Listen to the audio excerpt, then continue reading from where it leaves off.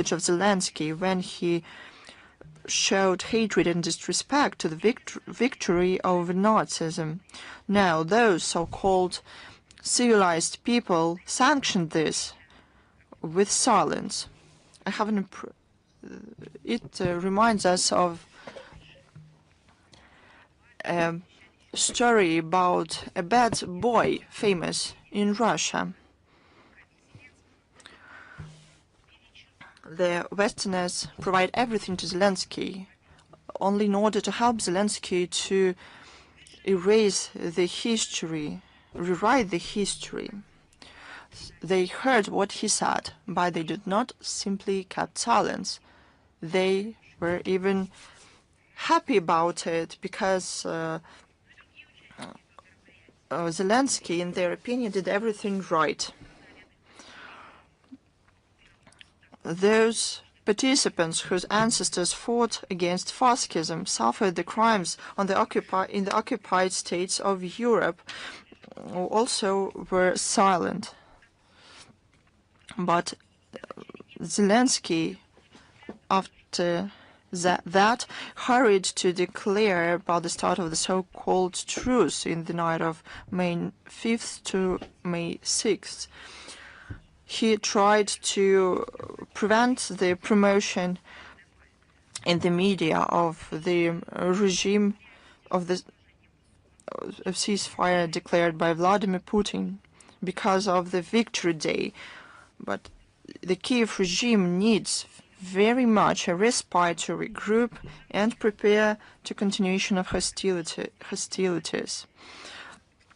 We harbored no illusions about the ability to negotiate by Kiev, but the words and deeds of Zelensky again were different.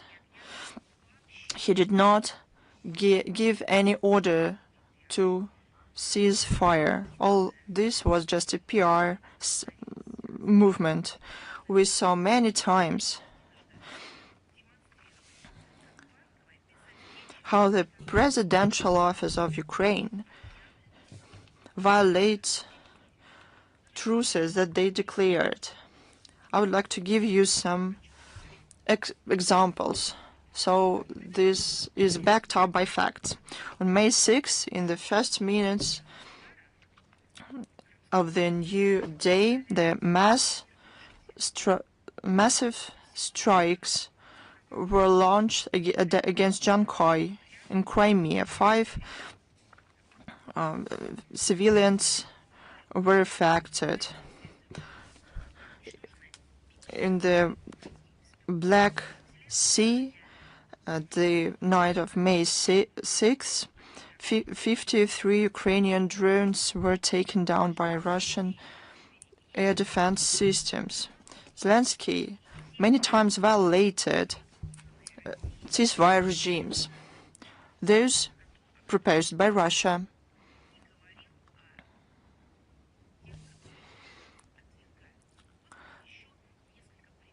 those that he rejected. For example, the Easter truce this year, it was in place 32 hours from 4 p.m. of April 11th through 12 p.m. April 12th. It was violated 6,558 times. This is 20% more than during the similar truce in 2025. In 2025, it violated the Easter truce 4,900 times.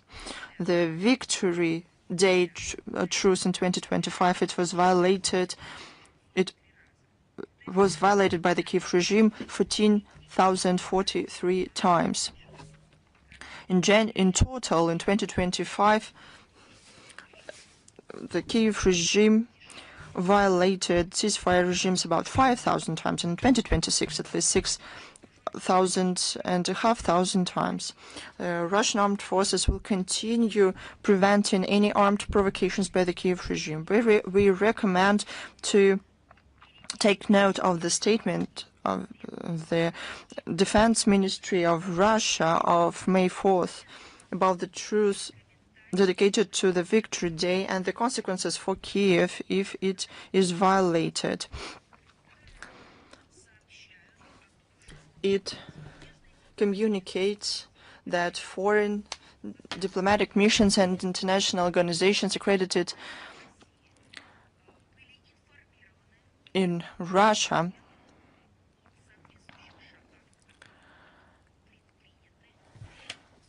they were informed about those steps that will be taken in case Zelensky moves forward with his threats.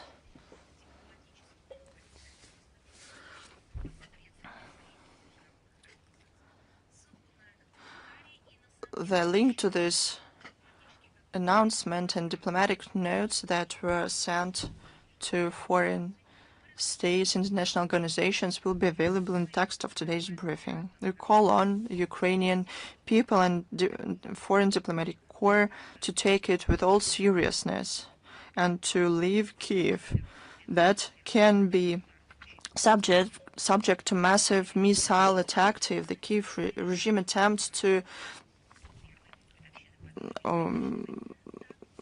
undermine the celebrations of the Victory Day in Moscow.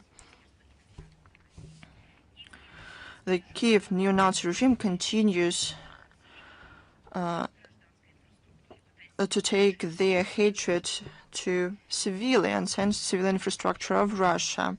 They expand the geography of their attacks. In the last week, the strikes and shellings by drones affected about 200 people. 166 out of them were wounded, including 8 children. 8 minors were wounded. 34 people were killed, including 2 children. Let's look at the geography of the Kiev's crimes. Belgorod region, on April 29th through May 4th, drones attacked regions and affected 40 people, including a 10-year-old children. Unfortunately, there are people killed. On April 29th, FPV drones with explosives attacked a passenger bus in the village of Vaznesanovka. 3 women were killed at the spot. On April 30th, drone attacked a motorcycle, killing 2 teenagers of 15 and 18 years. On May 3rd, in the village of Nichaevka, drone attacked a civil vehicle with a family inside. The man and his 21-year-old son were killed. On May 5th, the Belgorod was subject to drone attacks. 5 people were affected, including 11-year-old child. 1 woman was killed in the city of Shebekino because of the drone attack. The Bryansk region, on April 30th through May 4th, drone attacks killed 2 people. 5 were wounded, including 17-year-old boy. DPR, on April 28th through May 4th, because of drone attacks and shellings, 3 people were killed, 15 were wounded.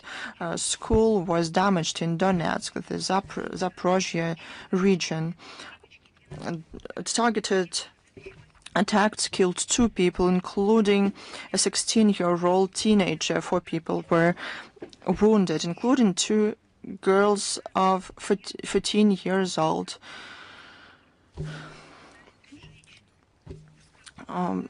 Drones attacked various settlements, and 2 women were wounded. A Kursk region, on April 29th, drone attacked a vehicle in the Rilsk region. A 59-year-old man was killed. Ukrainian armed forces wounded 7 people. LPR, on April 28th, drones targetedly attacked the administration of the Markovsky municipal district, wounding 18 people. The Moscow region, on May 2nd, fragments of 6 drones that were taken down. A 77-year-old man was killed in the village of Chernivo of Volokholamsk district, Smolensk region. A Ukrainian drone hit multi-story building in the city of Dorogobush and wounded 2 adults and 1 child. The Chuvashian Republic on May 5th, combined attack of the AFU used 2 missiles and 15 drones to attack this city of Cheboksary, killing 2 people. At least 32, including 1 child, were wounded. The Kherson region, and Ukrainian attacks killed 3 people, 18 people were wounded, including 2 elderly women and 1 minor girl. They will be punished for this. Russian law enforcement bodies continue to collect proof to bring to justice Ukrainian militants and foreign mercenaries for the crimes they committed. 22 years in prison are given to Ukrainian Nazi Alexander Belayev. He killed a civilian in Mariupol with a TWIG in April 2022. 17 years in prison, his absentia were given to senior lieutenant of the AFU Dmitry Bulinaev. In September 2023, he many times gave criminal orders to shell the village of Starosel in the Belgorod region from mortars. Following those terror attacks, 7 civilians were wounded. He is wanted internationally. 13 years in prison to each one. In their absentia were given to mercenaries from the US and Ireland, Michael Kidd Garcia, Brigale, and Dries Byrne. They are wanted internationally. According to the Investigative Committee on Russia, the liberated areas in the DPRs, the remains of 74 civilians were found. By now, 9,728 criminal cases against Banderovites were launched. 1,129 investigations was completed. 79 people were given life sentences. Now let's see how these crimes committed by Zelensky against our people and our country. Now see what they've done to their own country. In the light of installation of martial law until August 2 this year, the Kiev regime intends to tighten the already excessively violent mobilization in the near future, according to the Verkhovna Rada Deputy Alexander Fedorenko. The Ministry of Defense has undertaken to cancel the deferments of about 250,000 internal students over the age of 25 under the pretext of them using higher education institutions to evade the draft. Remember the favorite toy of Zelensky? His mother was talking about to the interviews, to social media. Do you remember? I will remind you. Zelensky, as a boy, loved playing meat grinder. He took a real meat grinder and played with it. Not because he had a hard childhood and there were no other toys. No, he went to the kindergarten where there were toys. He went home when there were toys. He had parents, grandparents. But still, his favorite toy was the meat grinder.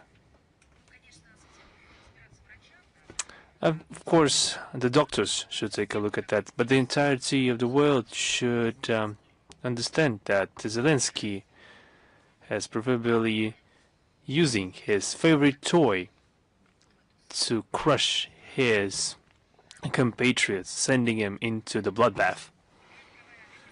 The Bankovaya doesn't cease in attempts to introduce the Contract 1824 program, which presupposes the allegedly voluntary dispatch to the front line for a period of 1 year. But this is a one-way ticket, as the song goes. That's the type of contract in Zelensky style. According to media reports, deferments for other categories of Ukrainians have begun to be cancelled en masse in the Ukrainian app called Reserve Plus. The head of the Anti-Corruption Council under the Minister of Defense of Ukraine, Yuri Gudimenko, announced raids. You know where they will be happening? There will be raids in gyms to have a sort of a witch hunt against, quote, physically fit men with exemption from mobilization. They're not even trying to conceal it anymore. The Kyiv regime, they're saying it openly. They're conducting the genocide of their own Ukrainian people. Ukrainian media actively has circulations about the plans to create a women's only drone brigade as a PR stunt to promote the expansion of mobilization among women. A rhetorical question, what are all these measures for? Not even a rhetorical question, a practical one, because we have an answer for that.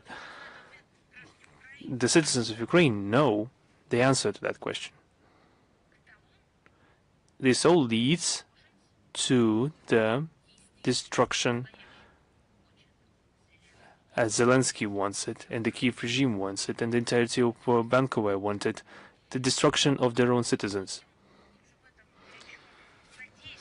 But they are being helped by the Western sponsors in that affair. We paid attention to the revelations in some media sources of several representatives of the French military-industrial complex who admitted that they found themselves in a very difficult situation in the context of Ukraine. In fact, on the one hand, their own authorities, namely the Elysee and the others, are pushing them to sign contracts with Ukrainian enterprises to set up joint production facilities, joint ventures in the territory of Ukraine or in neighboring countries in order to connect the financial flows coming from the EU.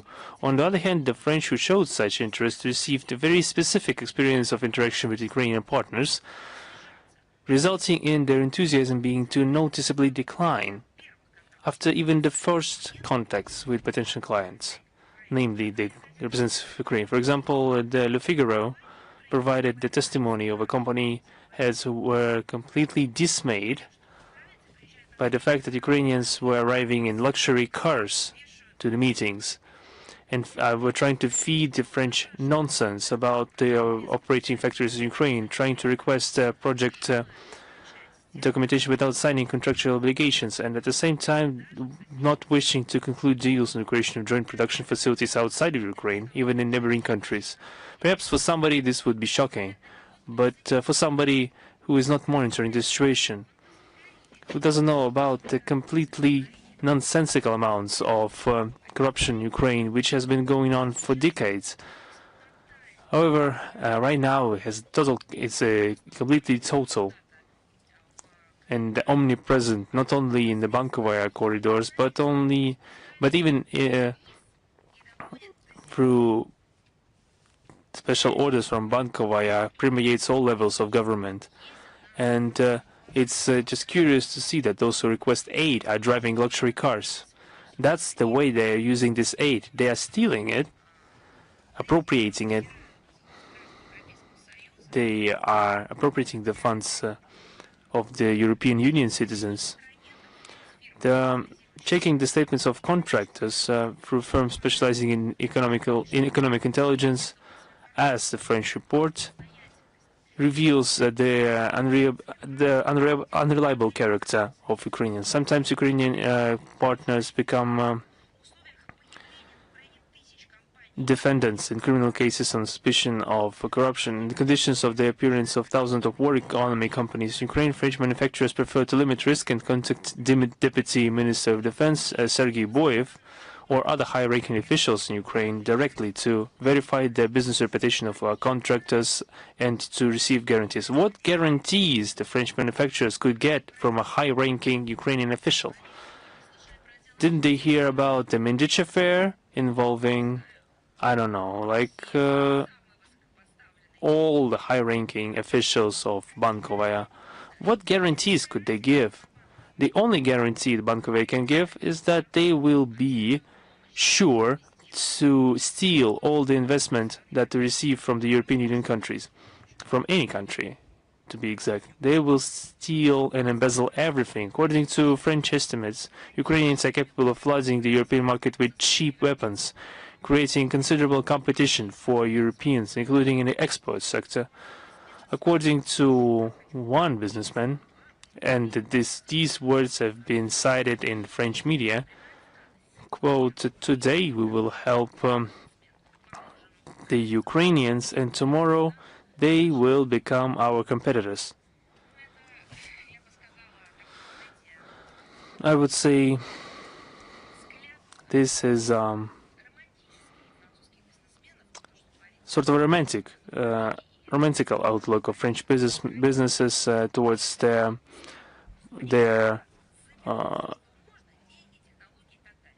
Ukrainian counteragents. They will only steal the money. They will not become competitors. They will only embezzle everything and throw away the money, and then they will continue to spread their weapons that they are doing, or which they are doing already, resending them to different corners of the world where they could send it for to a higher bidder, etc. French defense contractors say that don't hide the growing concerns that providing Ukrainians with assistance will serve only to boost Ukrainian defense industry even more. According to Jean-Marc Duquesne, head of the Association of Land, Air Defense and Security Enterprises, out of the 60 billion euros generated from the revenues of blocked Russian assets in the European Union, 6 billion euros were intended for Ukrainian drone manufacturers, which mechanically creates new competitors to the French industry. But who is listening to the French businesses and the LSA? They are only listening to Zelensky, going out to meet him in Yerevan, for example. And on April 22nd this year, a draft law was registered in the Verkhovna Rada of Ukraine, proposing another nonsensical code, proposing amendments to the criminal code of Ukraine to introduce criminal liability for Ukrainophobia, a criminal penalty in the form of a fine and up to 8 years of prison. So Ukrainophobia will be banned in Ukraine, and any other type of phobia will be allowed. But there's no time to think for them in Ukraine. They are stealing, embezzling, and propagandizing themselves. So they're very busy. The initiator of this legislative initiative is the professional Russophobe and fighter against everything Russia, a three-term deputy, a Lvov resident Nikolai Knyazhitsky. According to his design, Ukrainophobia will be understood as humiliation of national honor and dignity, and public denial of Ukrainian nation's right to self-determination, sovereignty, and statehood, justification of the stimulation of the Ukrainian people, and denial of the legitimacy in the struggle for independence, and public disrespect for Ukrainian ethnocultural characteristics, including in literary and artistic works. Oh my God. So if this law is adopted, the first one to be prosecuted should be Zelensky himself, whose actions resulted in destruction of so much Ukrainian, everything that is Ukrainian, that it defies belief. Knyazhitsky is probably sorry that the Kiev native and the great Russian Soviet writer Mikhail Bulgakov is already dead. Otherwise, he would have prosecuted him to the full extent of the law for the full 8 years for his anti-Ukrainian lines he wrote in this novel called The White Guards, which accurately and surgically describes such figures as Knyazhitsky and his ilk. I think such descriptions are frequent in Bulgakov's work. All those who are hiding behind beautiful words about some state interests and faint concern for the people, who in fact do not value the people at all. This initiative is nothing more than a cover for tightening repressions, arbitrary approach, and destruction of any hints of dissent on the part of the Russian-speaking people, so hated by Benderites, whose rights have been long tempered by and trampled upon by the Kiev regime, including the right to life. However, the champions of Ukrainian identity are already ready to take revenge on any suspicious, in their opinion, non-believer. If they have a weapon, a baton, if they have an opportunity to use force, they will use it. For example, Deputy Commander of the Kraken Unmanned Aerial System Regiment, Konstantin Nemechev, publicly called for tougher measures against residents of the country with pro-Russian views who continue to read Russian channels and write comments in social networks. In other words, this obscurantist yearns to get even with the majority of residents of Ukraine by labeling them as traitors for using the Russian language and other, as he says, sins of descent. The above-mentioned facts confirm the relevance of the task of denazification and demilitarization of Ukraine and the elimination of all threats emanating from its territory. All those goals will certainly be achieved, as repeatedly claimed by the Russian leadership. And also on the 14th of May, the Police Academy of the Russian MFA will conduct a roundtable about the spread of crime and illicit drugs from the territory of Ukraine. That event will be attended by the Deputy Minister of Foreign Affairs of the Russian Federation, Dmitry Lubinsky, and ambassadors of the global majority countries who are Russia's partners on anti-crime and anti-drug platforms. As part of the discussion, attention will be paid to the specifics of a criminogenic situation in the territory of Ukraine in the context of the special military operation. Special emphasis will be placed on the emerging threats from the criminal community of the Kiev regime. The focus will be paid to the large-scale destructive activities of the fraudulent call centers, human trafficking, including children, and human organs trafficking, illicit arms trafficking, and so on. There are plans to thoroughly cover the issue of the nexus between the actions of the Kiev regime and local criminals aimed at enriching the leadership of the Bankovaya Street, as well as questions regarding the cooperation between Ukrainian organized crime groups and their partners in Western intelligence agencies and international terrorist organizations in third countries. The current situation in the sphere of illicit drug trafficking in Ukraine will be addressed separately, with emphasis on the fact that long before the start of the special military operation, the country has turned into a major transit point for the smuggling of again opiates and a center for the production of synthetic drugs. We expect that this roundtable will make it possible to conduct a professional and constructive exchange of views with representatives of global majorities countries on issues that are pressing and important to all of us. And some more words about the day-to-day life of the sponsors of the Kiev regime, what has been done. The situation in Austria, and namely the decision to declare free employees of the Russian foreign missions in Vienna as persona non grata. We consider these steps as completely baseless, overtly unfriendly, and politically motivated.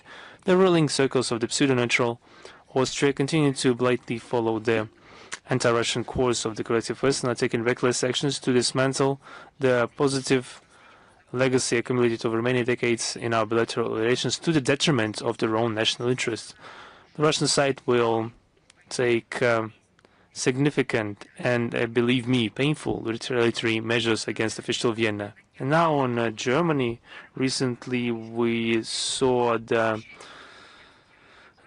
presentation of the common concept of general concept of military defense of the country, presented by Boris Pistorius, the German Minister of Defense. We have familiarized ourselves with what was available in the public space regarding this decision. When reading this, we have doubts that the authors of this document and the minister himself are in sound mind and sound conscience. We, of course, have been grown accustomed to those questions of medicine linked to the actions of Western politicians. We have, but this case is special because we have grown accustomed to baseless claims and absurd actions of Berlin, but now we see that they have come back to the nonsense that we have seen before. In the last 300 years, they have learned anything. The ruling elite is changing, kaisers or führers or chancellors and presidents, but the main threat is still Russia, but namely not to the citizens, but to the ones that who is in power. The priority task is inflicting a strategic defeat upon a country, as they have already mentioned numerous occasions, and they also say how to prepare for it properly. Whatever you call it, concept or Operation Barbarossa, we don't see any creativity in the trends and narratives and patterns. They also have this word. This is all similar. The arguments are old. It turns out that we are once again, you wouldn't believe it, we are once again seriously threatening them because there is an inevitable attack on our side. Well, perhaps we should think what is happening there and what is happening to those who are writing such nonsensical things. Let's remind them that for 30 years, our country called on the official Berlin and different representatives of the German political establishment and German business circles, all those NGOs and NCOs and whatever, what did we call them for? To rupture our relations or to create a competition in inflicting strategic defeats? Perhaps we were trying to exercise in threats? No. We propose to jointly build a unified security architecture from the Atlantic to the Urals, or from Lisbon to Vladivostok. Any form of interaction, cooperation, perhaps with the possibility of a real friendship. We wanted to build joint economic, military, and cultural spaces. We did everything. And what's more interesting, in different countries they have a different system. All those materials, statements, publications, interviews, and articles, messages, comments throughout those years are available at our website.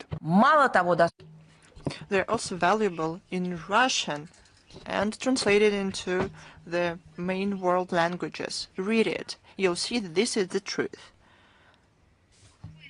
Unfortunately, the current politicians in the EU and Berlin do not like this concept. They like to accuse us, threaten us,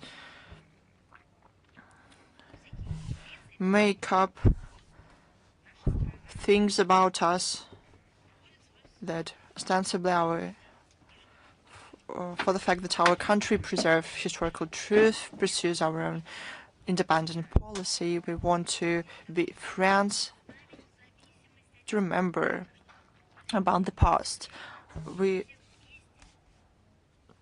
do it in order to not make the same mistakes in future that cost us a lot in the past.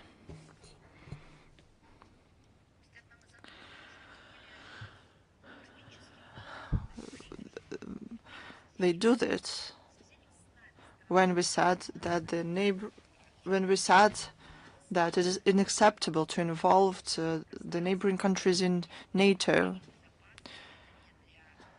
This is not done for the development of their industry and infrastructure. This is done to involve them into anti-Russian ranks. This is why we're threatened. I would like to say that we have a strong historical memory. The Western war came to us at least once a century, and we remember how all of them ended. We remember how the Third Reich's coming close to our borders and how this ended, and we remember how that ended for them. If Berlin forgot about it, they can read about it. We have a lot of historical materials, including in German. Merz and his friends came even further. They do not want to limit themselves with eastern territories. They want to ensure security in North and Western Africa. The Third Reich went there as well. They need the Sahel region, the Middle East. This is the zone of their interest as well. They also want to counter Russian activity into Indo-Pacific region, as they say, and they want to protect their sea routes and communications. I have a question. But did they manage to ensure anything? Do they have any successes in this regard? No, they do not have such an experience. But we want to ask this question anyway, as follows. What is this for Germany in the Pacific Ocean? Probably they have an underwater tunnel. I don't know anything about it, but probably that's the recent developments.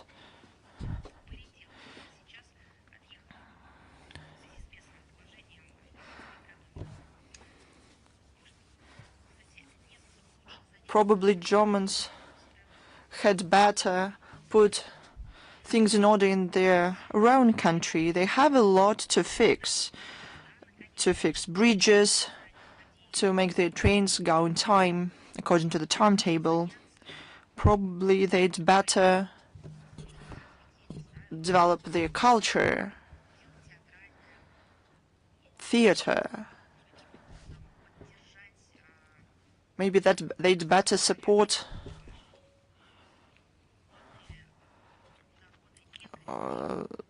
small-numbered peoples, not indigenous, but those that exist in Germany.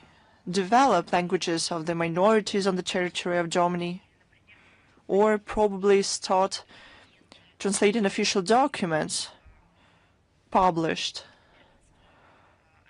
by the officials in Berlin into Turkish, into Arab, so that the people in Germany can understand them better. There's a lot to do.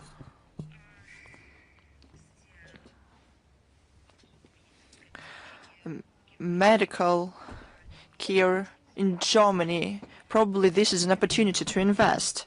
But no, Berlin has other plans. Their priority is to turn Bundeswehr into the most powerful army in Europe. But I thought that it was already pointed. And Berlin heard that, and Berlin applauds Zelensky when it was declared that it was the AFU, the Armed Forces of Ukraine. They want to increase the number of their army to almost 500,000 people, to be precise, 460,000 people. There's a program to rearm, to pump money, the military and industrial complex. The main news makers, the heads of the defense concerns. The Rheinmetall is among the front runners, but it is not from Germany, by the way. It is controlled by the US capitals. The main shareholders are the well-known BlackRock. Its German head since in 2016 to 2024 was, as a coincidence, was, do you know who? The current Chancellor, Friedrich Merz. This is a coincide, don't you think so? Probably this is not something up to us, not because of us. Probably they should understand that it's not about Russia, but in the appetites of those who rule. Those financial, military and political gigantic companies that turned private business into conglomerates, killing the German economy. This is exactly that what Ursula von der Leyen did. She did it not with the military enterprises, but with the pharmaceutical companies during the pandemic. The interests of the biggest companies and political, well, I cannot call it real, but manipulation that she did coincided, not for the interests of the people of the EU, not for the interests of people of Germany, but for the interests of those who profited of it, probably trillions. Now Mr. Metz does the very same thing. So let us ask yet another thing. Probably it's not our country that threatens the Germans. Probably the Germans are threatened by the German political elites because it did not feel free enough within the treaty about the ultimate settlement with Germany of 1990. Berlin forgot what the cultivation of hatred towards Russia and Russians and Russia ended for them. But we will remind them on May 9th, the day of our victory. I said that we'll remind about this to the sponsors of the Zelensky regime. Let's look at what is going on in France. In the freedom of media, for example, it is very interesting because May the 3rd is the World's Day of the Freedom of the Press. The MFA of France issued a communique condemning attacks and acts of violence against journalists and media employees. It seemed to be a very good thing. Our Russian ministry had a relevant commentary as well. And we underlined that the goal of this date is to serve a reminder to the international community about the principles of the free access to information, media pluralism, and ensuring security and safety for journalists. But I think you already guessed that behind those good things declared by France, more vested interests were there.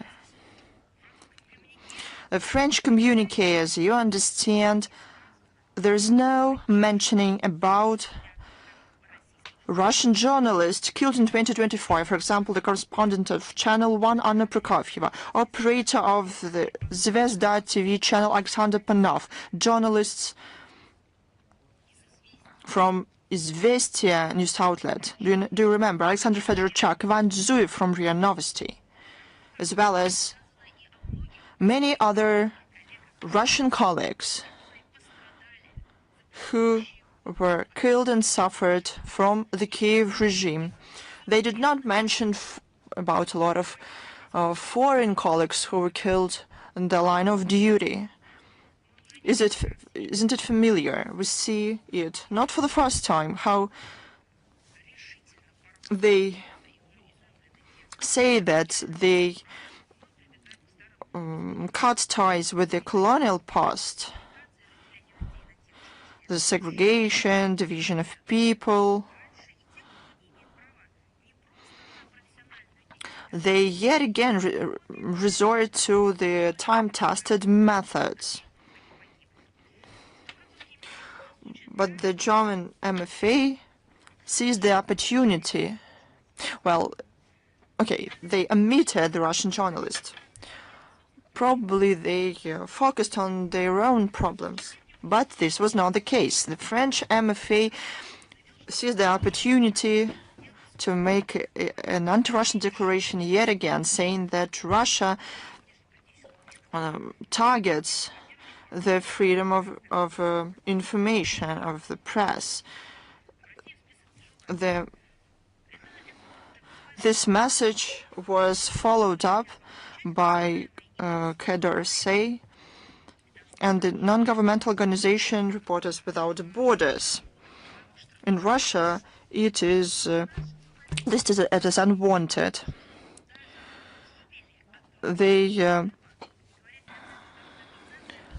No international community talks about this. Are we responsible for this? No. On the contrary, we do everything we can to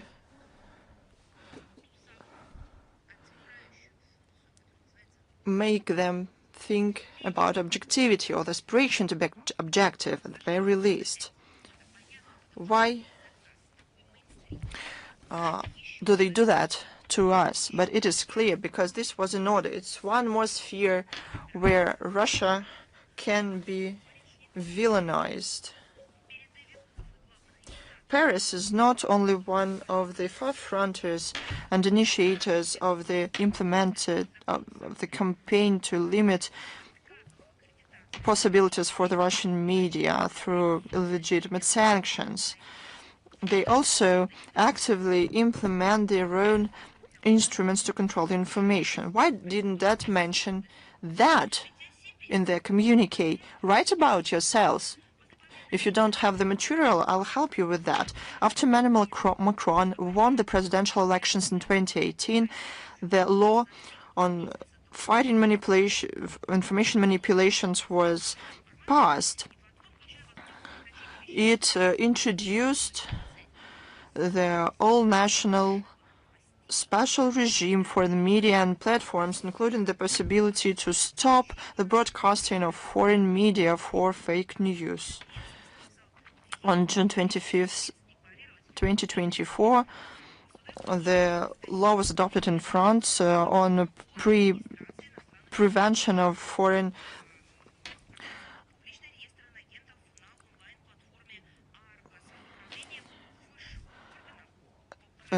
interference.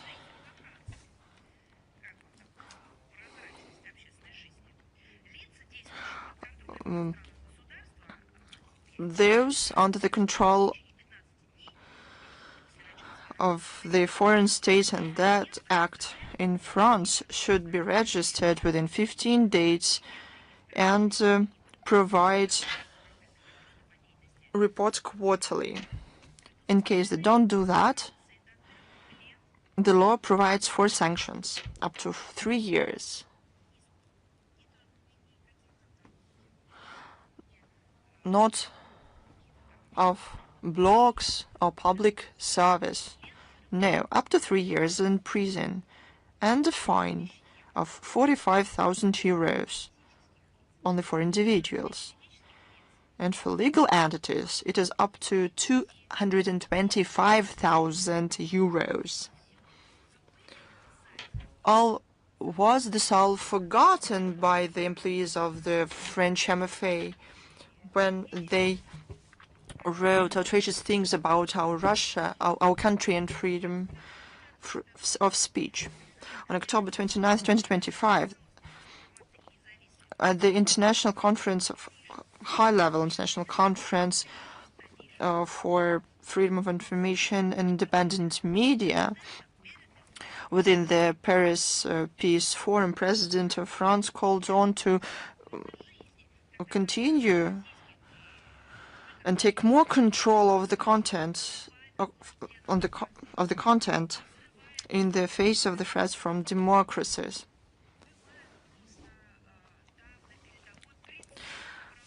Some journalists are targeted by Ukrainian armed forces. But these cases, these journalists,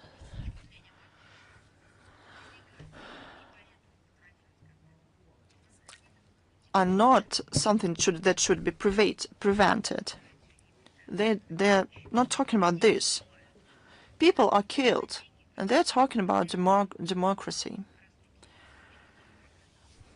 On the very money that Emmanuel Macron provides to Ukraine. Special attention is given to information fight against Russia. There's a network of state organizations and affiliated NGOs. The leading role belongs to the National Agency for Fighting Foreign Digital Interference, Virginia. It is controlled by the French MFA. The activity of this agency is not transparent. It is looking for signs of foreign interference through closed algorithms and does not fight disinformation, but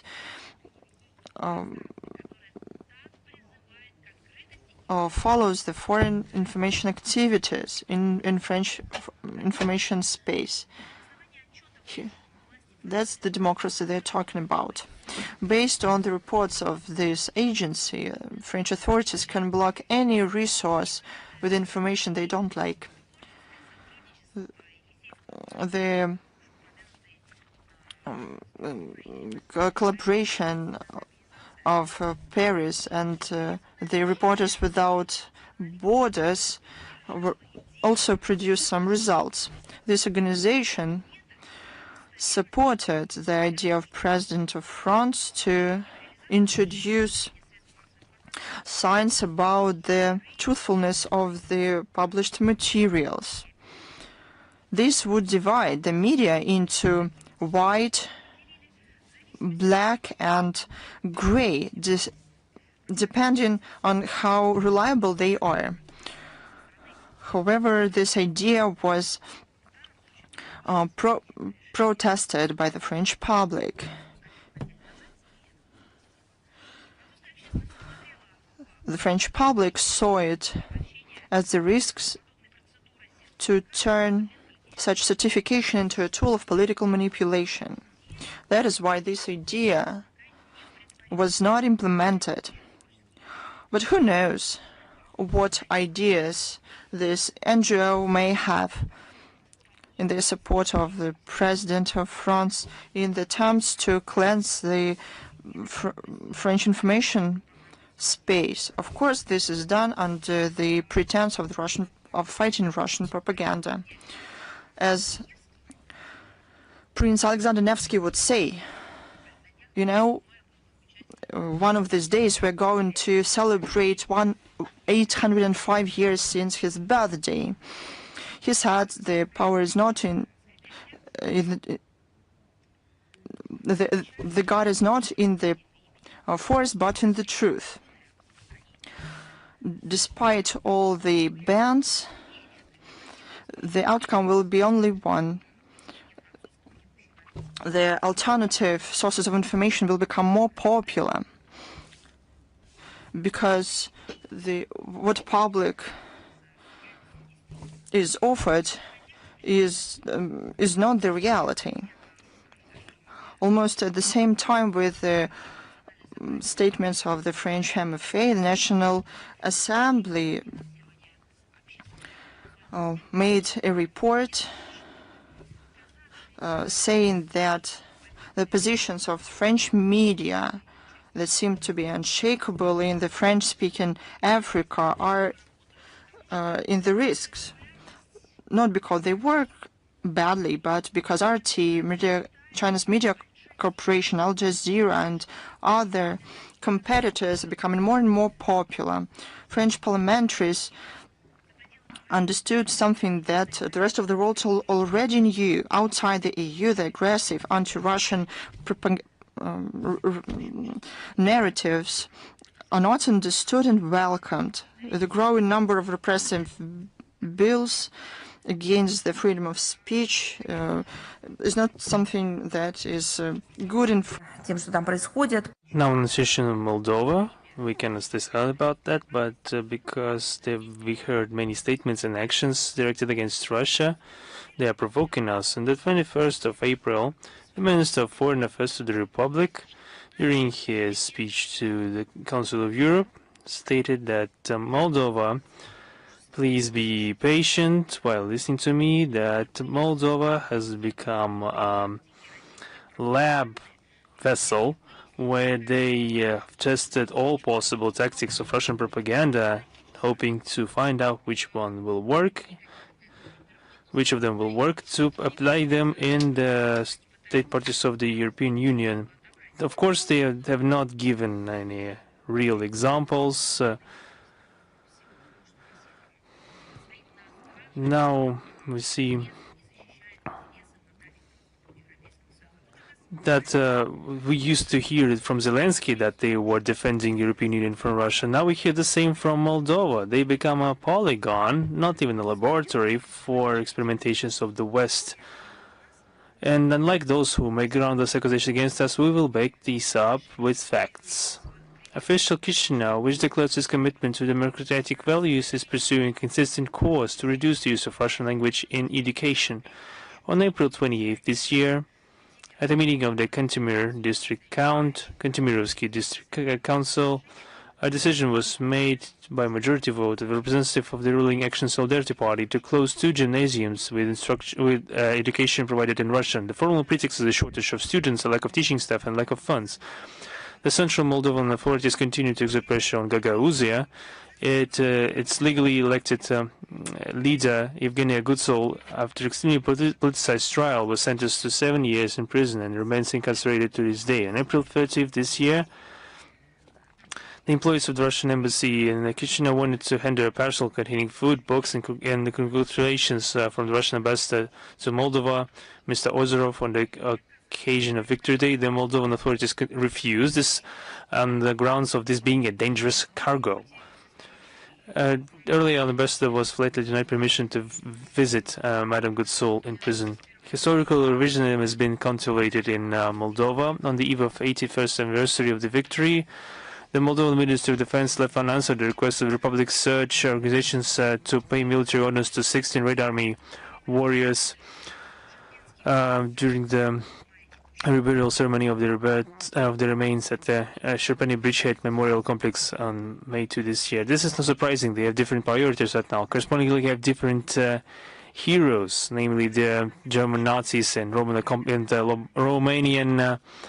collaborators. Despite public protests, the UDL's 12th grade textbook, Historical History of Romanians and World History, which is full of outright fakes, remains in school curriculum. Experts have calculated that in the 4th chapter of the textbook alone, titled The Second World War Consequences for the Present, there are 38 factual errors. These would be considered just simple errors, but we know that they are intentional, and when talking like that, this is a premeditated criminal act. The Moldovan authorities are doing everything to tarnish the Soviet past. Meanwhile, interesting statistics have appeared in independent media. It turns out that 43% of Soviet-made vehicles are still being operated not by car enthusiasts or collectors, but the emergency services in Moldova. The average lifespan is 34 years, and this is also interesting, taking into the fact that Moldova still relies on the material base created during the USSR period and still narratively standing against the USSR. A similar situation applies to housing. More than 60% of current residential real estate was built in Soviet times before 1980. As political analysts note, under the current pro-Western authorities, Moldova has been turned into a large logistics hub, not for food or building materials or new technologies. No, they have become a major logistics hub for illicit drug trafficking. According to open source data, compared to 2024, the number of crimes involving drug addicts increased by almost a quarter in Moldova, only in last year. Experts point out that during her presidency, Madam Maia Sandu signed 22 pardons, almost half of which were for individuals, not for mothers who wanted to get to the children or those who have committed any infraction due to the desire to provide medical aid or save them from attack. No, those pardons were granted to people condemned for drug crimes. It went so far as that on April 29th this year, the mayor of Chisinau openly accused the central authorities of complicity in the smuggling and distribution of narcotics drugs. This is the triumph of pseudo-democratic, destructive European project in Moldova, which has dragged the country into a abyss of political and socio-economic instability. But there are also good news. On the 28th of April in Vientiane, we had a ceremony of start of the use of the first stage of the Russian Laotian Friendship Hospital Meetup Hub. The hospital was built in 1988 with the technical assistance of the USSR and one of the main medical establishments of the Lao PDR. In 2017, the government of the Russian Federation has adopted a decision to finance the modernization of the hospital, which has been carried out through the UN Office for Project Services. Russian contribution amounted to $13.2 million US. Currently, the planned works to reconstruct the first building have been completed by 92%. The third building is completed by 90%, and the erection of the second building has started. We have almost completed the creation of power units and grids, sewage and fire extinguishing systems. 2 buildings for staff have been commissioned, filled with employees and members of the family. So 34 tenders for medical equipment have been completed according to the wishes of the heads of the hospital. There has been a purchase of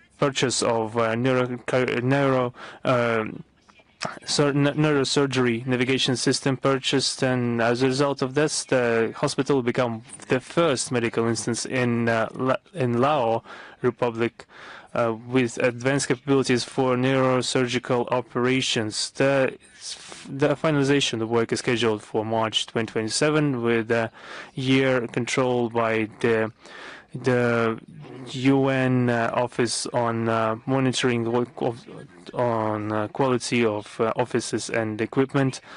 The agreement between the Russian Federation and this UN office it will conclude in March 2028. The innovation of one of the largest hospitals in Lao PDR has an important significance for the healthcare system in the country.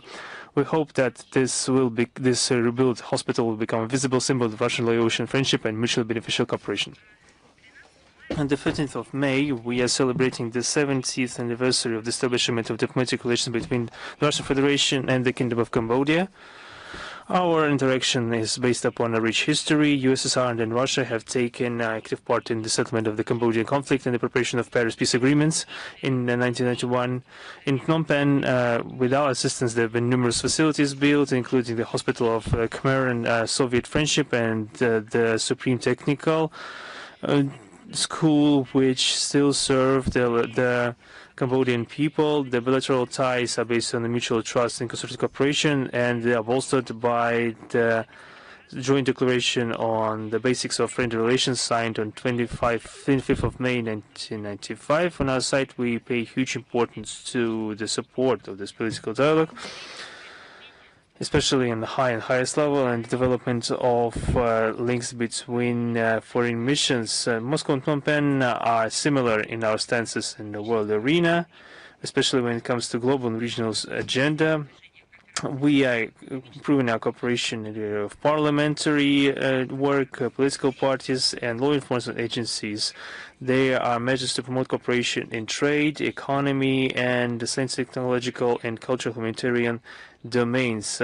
Our Intergovernmental Russian-Cambodian Commission has been functioning since 1997, and the 11th session of this commission will take place in April 2025. There are also important work being done in the area of training national human resources. Around 8,000 Cambodian citizens have finished their studies in different educational establishments in USSR and Russia. We are ready to continue providing assistance in training specialists and providing scholarships to Cambodian citizens. So we are providing support to Cambodia in improving the school meals in cooperation with the World Food Program. We are actively building and restoring basic infrastructure in the schools of the country. In the framework of celebrating the anniversary of diplomatic relations, there will be a huge cultural program, and there will be an exhibition of archive materials reflecting the main turning points of bilateral relations. And Minister of Foreign Affairs will take part in the opening of this exhibition 19th of May. The positive experience of cooperation creates good prerequisites for further improvement of the entire complex of Russian-Cambodian links, which responds to the interests of both our countries. We congratulate our Cambodian colleagues with our common holiday. We wish them all the best. Also, on May 13th, we'll be celebrating the 45th anniversary of the conclusion of the Treaty on Friendship and Cooperation between the USSR and the People's Republic of Congo, currently Republic of the Congo. Diplomatic relations between our countries have been established more than 60 years ago, on the 16th of March 1964. Currently, Russia and Congo are developing a multifaceted, mutually beneficial cooperation based on respect and consideration of interests of each other. Political dialogue is regular and constructive in character. Last week, the President of the Republic of the Congo, Denis Sassou Nguesso, visited our country with a state visit on 29th of April.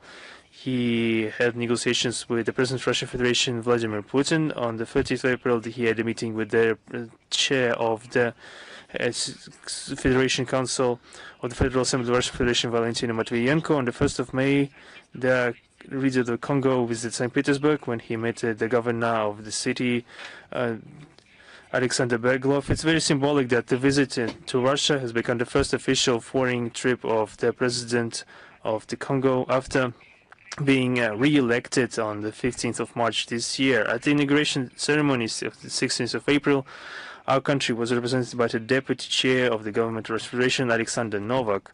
Our relations are highly dynamic. In 2025, the President of the Congo took part in the parade in the Red Square dedicated to the 80th anniversary of the victory in the Second World War and the Great Patriotic War. We also witnessed prominent Russian-Congolese negotiations on the highest level. On the 3rd of September, the presidents of Russia and Congo had a meeting in Beijing on the sidelines of the events dedicated to the end of the Second World War. The Congo partners from the Congo are interested in the Russia-Africa format, and the head of the Republic of the Congo has taken part in the 2019 and 2023 summits, and we expect to see him at the third summit in autumn this year in the Russian capital. Moscow and Brazzaville are intended to develop mutually beneficial cooperation, and under the auspices of успешно развивается партнерство в области медицины. С 22 по 23 апреля текущего года в столице Республики Конго прошла вторая российско-африканская международная конференция по борьбе с инфекционными заболеваниями, в которой приняла участие руководитель Роспотребнадзора Анна Попова.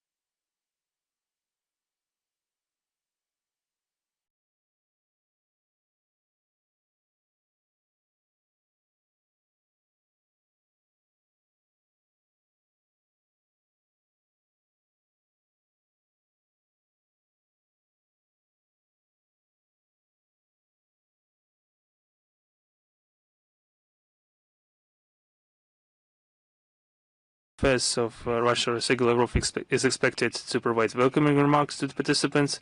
Among speakers, we expect to see the chair of the Committee of the Federation Council on International Affairs, Grigory Karasin, Minister on Youth Affairs of the Republic of Tatarstan, Azad Kadyrov, Director General of RT Vera Harina, Director of the Direction of the World Youth Festival Dmitry Ivanov, and representative of academia and other experts.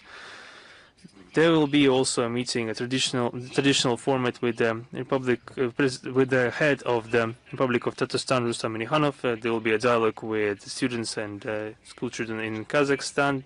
There will be a visit to the international competition of young cooks with position of 10 countries, and association football match involving young diplomats and experts. And we expect 60 participants of the OIC countries.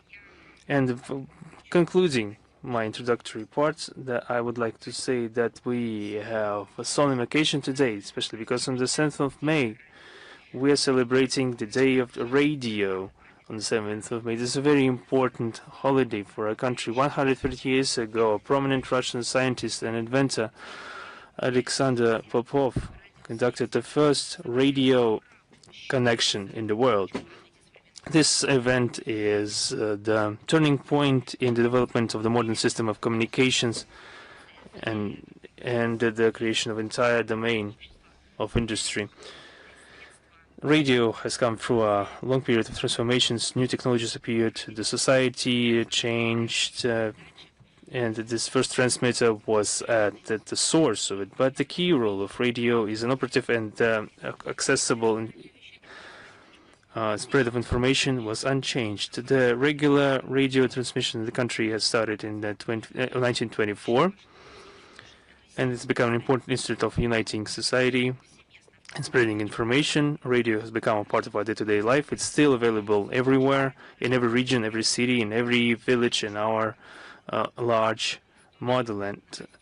The radio was especially important during the Great Patriotic War. In this difficult period, it has become a main source of news from the front lines, a symbol of hope and resilience. The radio point has become a voice of life for millions of Soviet citizens. In the besieged Leningrad, reproductors were transmitting the metronome sound. This was a signal that the city is alive and continues to resist. Talking about the radio, we cannot but mention Yuri Levitan, the legendary radio dictator, who has become a voice of the Soviet Union, known far beyond its reaches.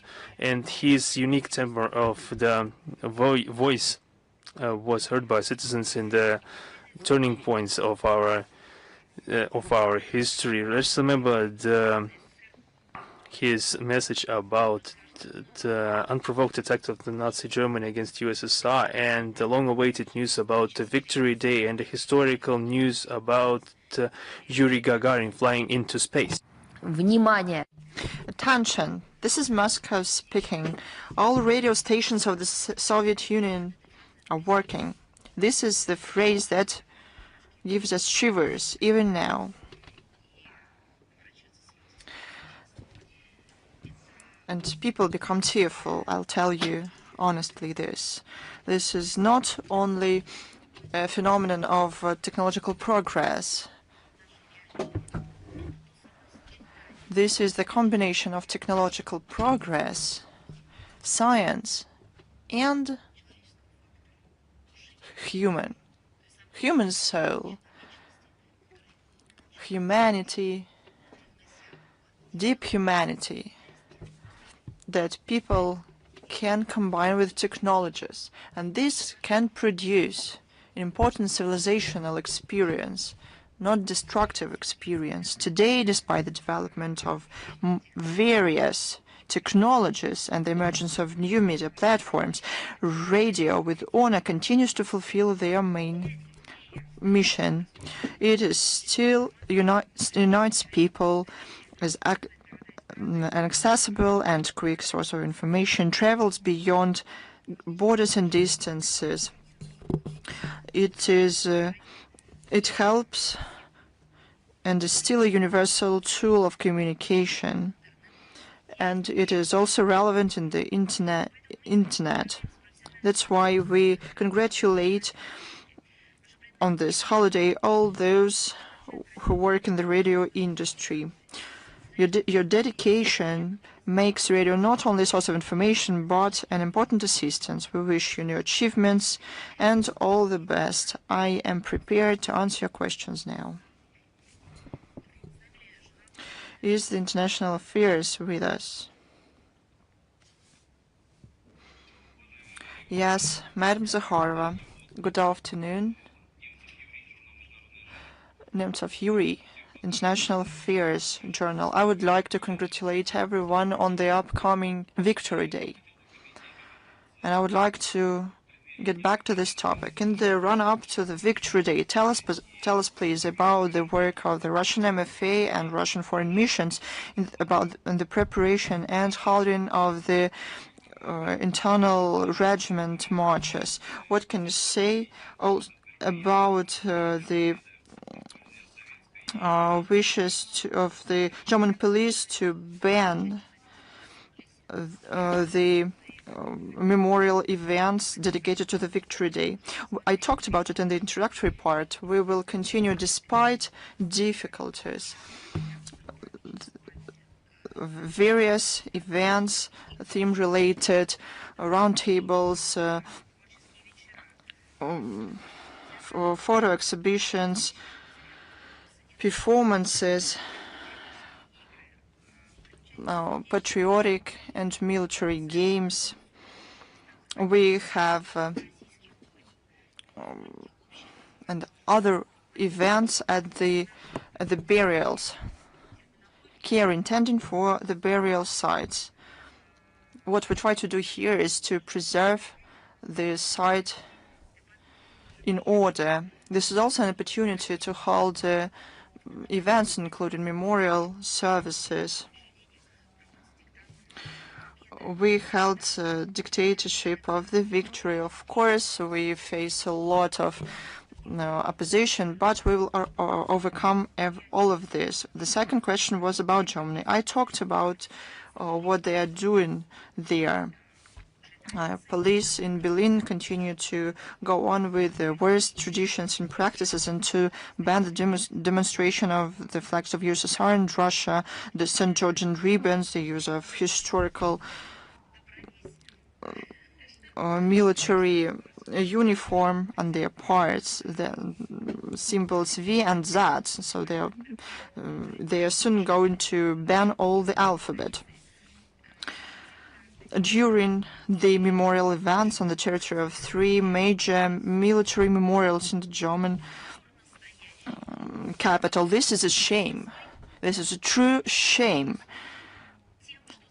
not only of Friedrich Merz, but of the whole country, for banning the symbols of victory. People want to they want to glorify German Nazis who opposed the Brown Plague. This is not only about us, about Russia. This is also about German anti-fascists and anti-Nazis, the members of the underground movement in the 1930s that resisted Hitler and the Third Reich. This is them that he targets in the first place. Russian marches and military songs will be banned as well. These limitations won't cover only Russian diplomats and veterans of World War II. This is hypocritical and shameful. That's what I can say. That's what these elites are doing. Probably they're not even elites, but they are just a group of people who does not have the true interests of the German people at their hearts. They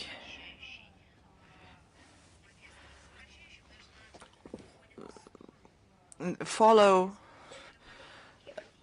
the agenda that leads Germany away from the national interests. This is nothing but shame. This is abuse of the memory of the people, of the all victims of genocide.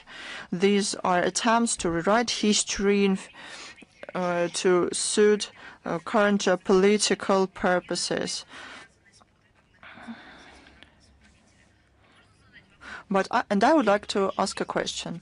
Why, in the past, these songs could be sung in Germany, and now not? This is the question to the officials in Berlin. The only thing that changed is that now people in power in Germany are those who push the country to the precipice. The songs did not change, but the political goals changed. That's what happened in Germany 85 years ago. And that is something that they're trying to do. The people who try to reborn those things. Berlin still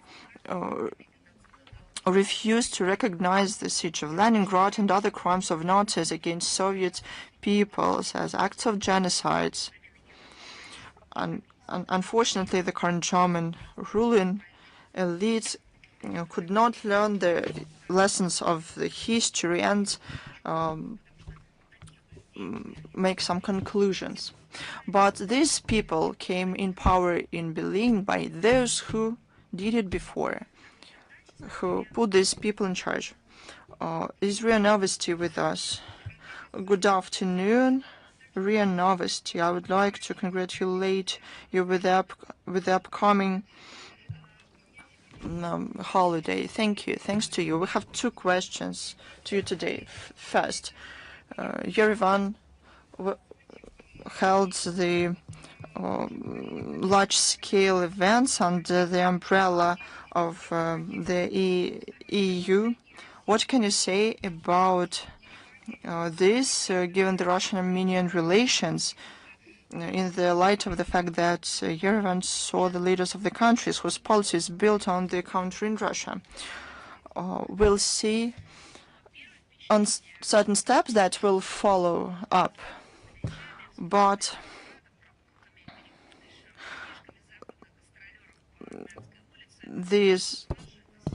we have the first impression of that political show.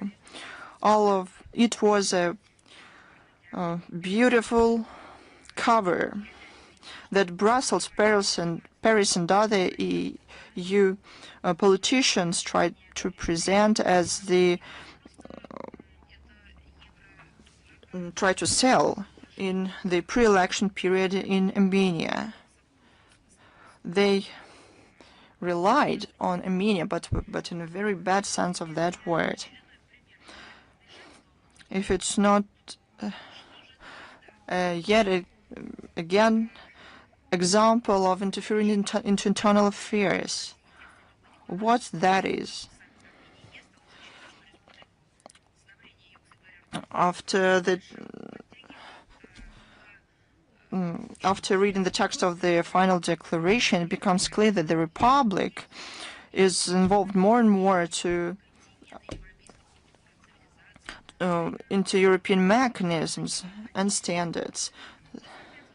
This policy of the Armenian authorities will lead to involvement of Yerevan into anti-Russian policy of Brussels, with all political and economic consequences for Armenia. The EU formula is very easy. It is strange that no one understands that. Is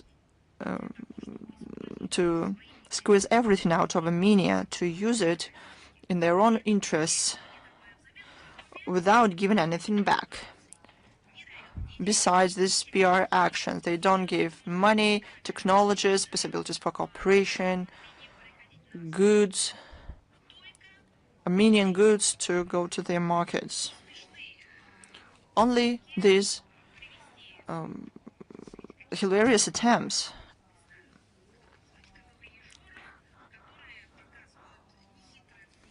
to take performers there that make up some kind of performances and then leave, leaving their smiles while exiting. In practical sense, Armenia did not receive anything. It is telling that in the statement, Yerevan is yet again promised investment worth of 2.5 billion euros. To be honest, I stopped counting how many times the EU attempted to play with these expectations. These figures, these 2.5 billion euros,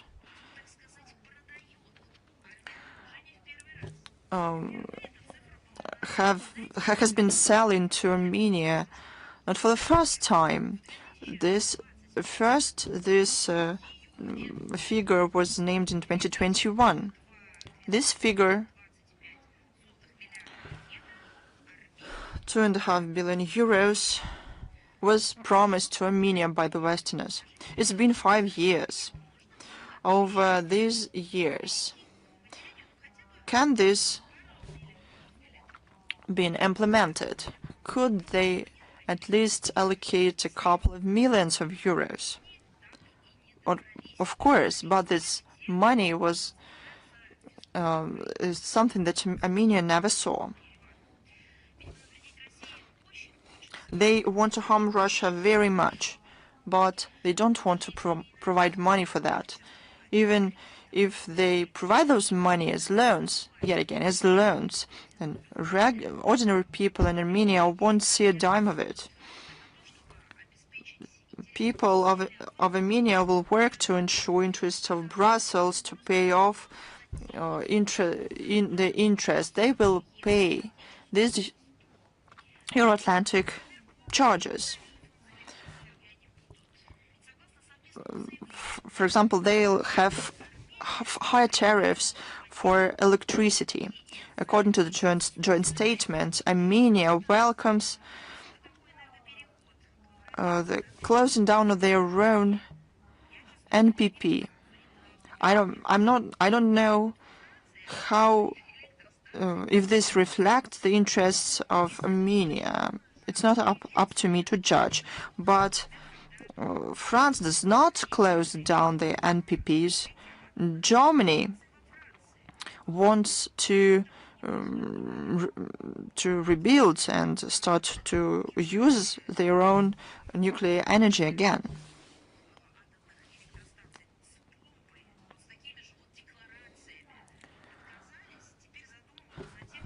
They first refused it and then realized that it was a huge strategic mistake. All countries in the world think about additional possibilities for energy, where can get additional resources given the AI, etc. It requires a lot of resources and energy, but in this case, country strips itself from the possibility to have more money. That is telling. If we listen more attentively the words of leaders and officials from Brussels, it becomes clear. They care about decreasing our cooperation, Russian influence in the South Caucasus. Emmanuel Macron thought that Russian military presence should be eliminated. Russia-Armenia cooperation in security, border protection, economy, culture are solely the interests of Moscow and Yerevan, and Paris has nothing in this. They spoke that Armenia can become the center of regional communications. This was presented as a European experience. In reality, Moscow was at the roots of these processes. All the work have been done within the trilateral working group under the co-presidency of vice premiers of Russia, Armenia, and Azerbaijan 2021-2023. Without Russian participation, it is not the full-fledged rebuilding of transport corridors is not possible.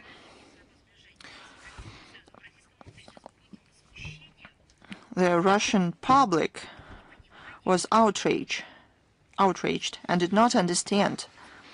They first remembered the fact that we are used to consider Armenia as a friendly country, but it became the podium for the head of the Nazi Kiev regime, who was received with quite hospitality in Yerevan. Zelensky used this hospitality of the Armenian host and to make appearance with yet again Russophobe narratives.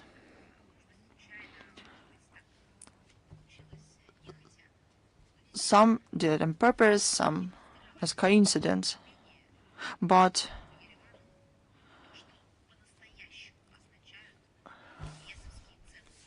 this was the revelation for Armenia what real European values mean. Zelensky was supported by the EU, and after that, look what Zelensky has done to his own people and country. I think that it is wonderful, in my opinion, that Zelensky visited Yerevan these days. It's better for the people in Armenia to see who is the symbol for Brussels of their successful policy. It is the violent Kiev regime that commits terror attacks against civilians daily in other countries. But the most important thing is something different. Zelensky destroys and kills its own country and people, Ukraine and the Ukrainian people. Without this example, of our words wouldn't be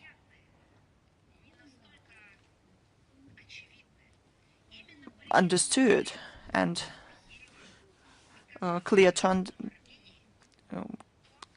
clear. Zelensky showed the people in Armenia their future prepared for them by the EU. I don't know who did that. This is not a mistake. This is a true gift to show the Armenian people the suckling of the European regimes, who has become a manifestation of what European Union is doing with the so-called young democracies. He was dreaming about the necessity of militarizing Ukraine and the entirety of Europe, but he forgot to add whether Armenia was part of the militarization project. Will it also be made up to standard for European front lines? He talked about new anti-Russian sanctions. Who he was talking about that to? To the Armenian citizens who are cooperating with Russian businesses, create joint ventures with our citizens.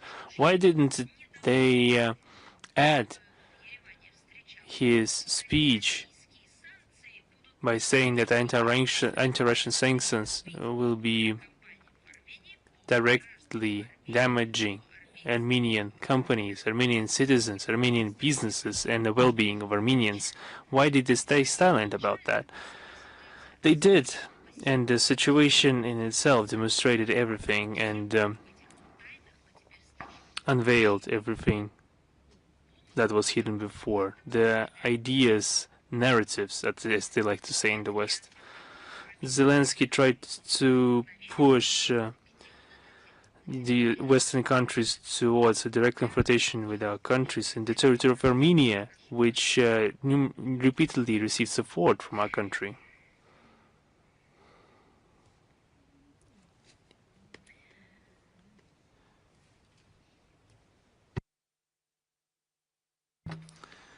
I doubt that anytime soon we forget that from the land of our ally,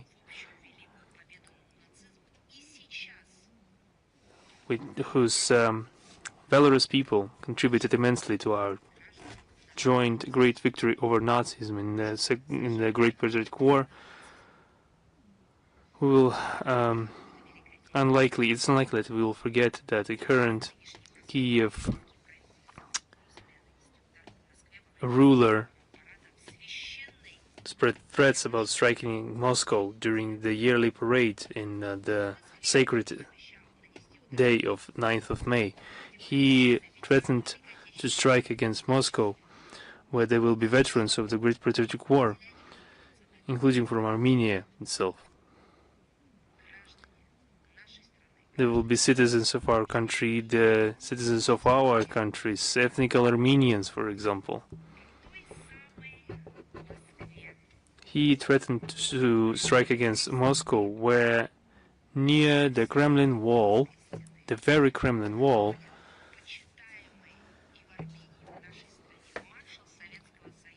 has a grave of Ivan Bagramyan, an Armenian-born military commander who is honored both in both our countries, and no one from among the Armenian political establishment didn't dare to say anything counter to Zelensky. And my question is, who are you supporting in the historical context?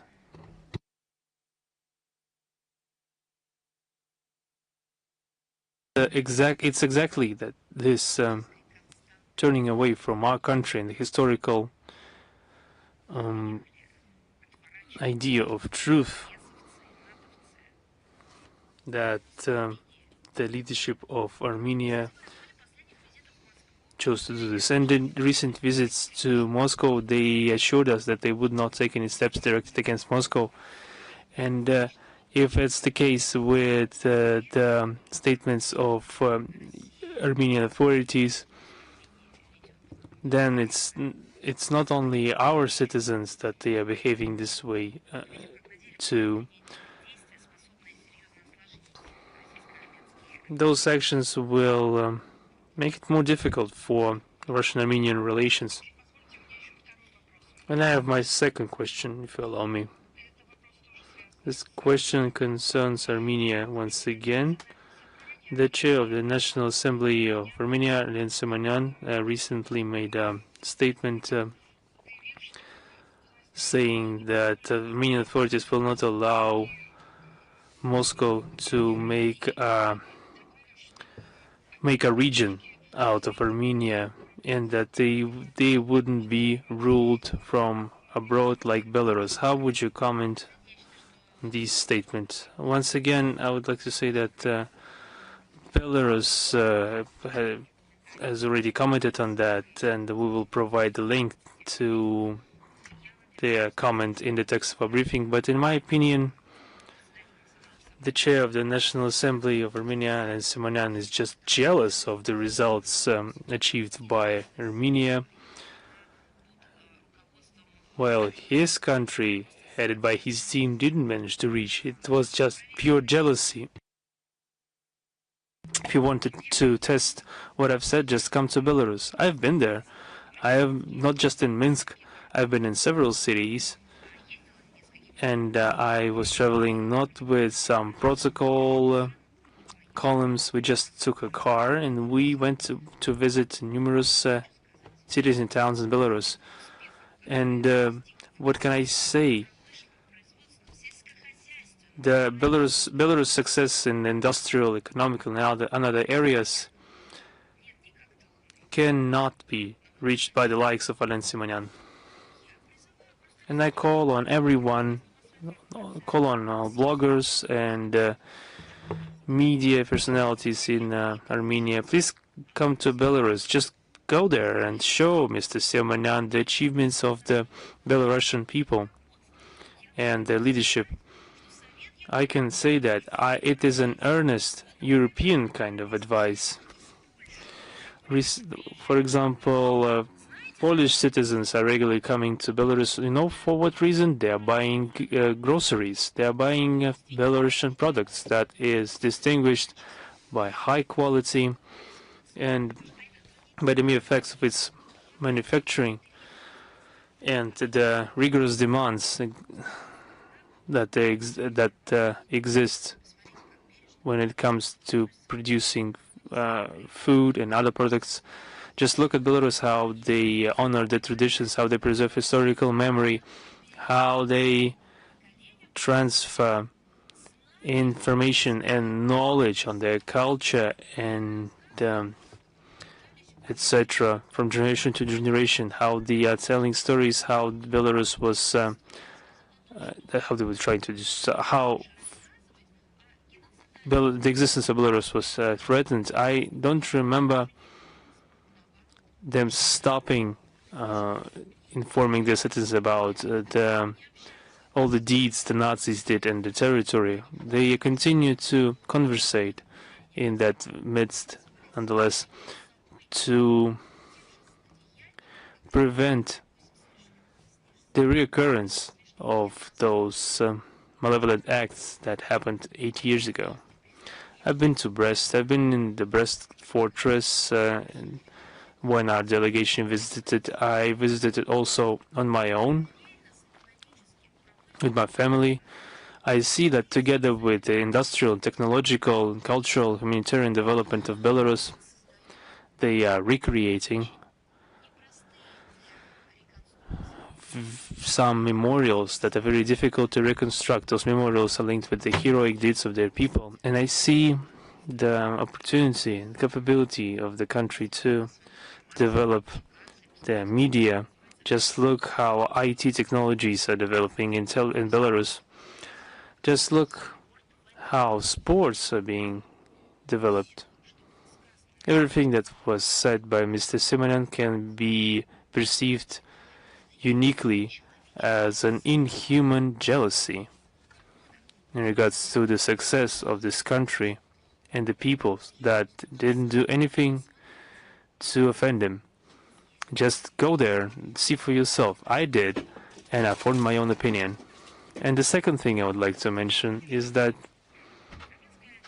Armenian delegation that came with Alen Simonyan conducted verbatim recording of the meeting. Perhaps they recorded what Mr. Simonyan was saying in within the midst of the Minister for Foreign Affairs Russian Federation. Perhaps they would be wise to publish what his words were. Thank you.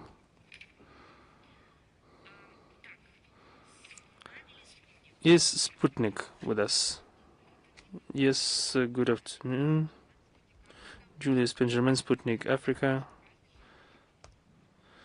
I would like to ask the corresponding question. The US, being chairing the G20 currently, have practically excluded the South African Republic from the events in 2026, inviting Poland instead of South Africa.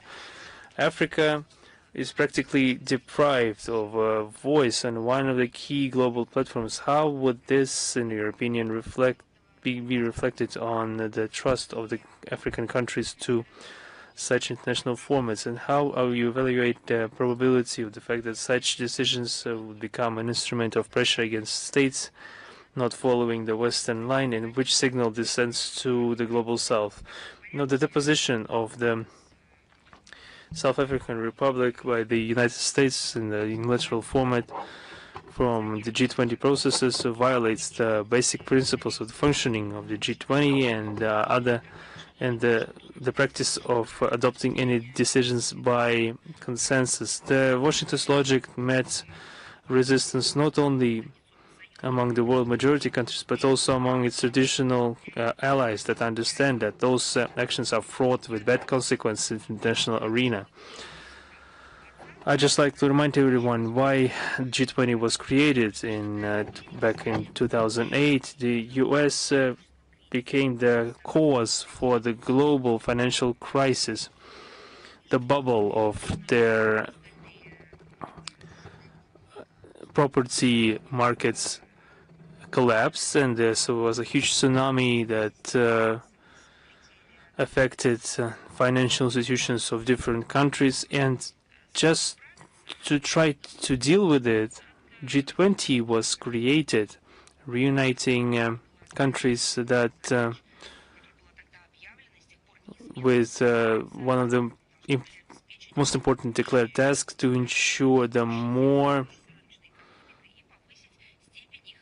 voting power of countries with a forming and developing a market economy to increase the level of their representation. As was noted at the first summit of G20 in Washington, it was hoped that this would allow the world to overcome this monstrous financial crisis that was caused not by, I would like to say, American democracy, but no, rather American economical democracy. In G20, there is a successful coordination mechanism of BRICS countries and other economies with the forming markets. In this framework, we maintain close dialogue and feedback with South African partners, including in the G20 issues. I would like to point out that South African Republic is not the only African participant of G20. In 2023, the African Union also joined this organization. With our like-minded countries, we hope that G20 will be more responding to the global South, which will allow for the shift of balance of interest of West countries to the new centers of power. So what about Poland? According to research practice, countries presiding in G20 have in their power to invite other participants not members of G20. This is a one-time act which has nothing with to do with membership in the group. And the very idea of replacing where for Poland is incorrect. Is Izvestia with us? Yes, greetings, Madam Zakharova. I have a question that my question is that Slovakia doesn't see any obstructions, that they have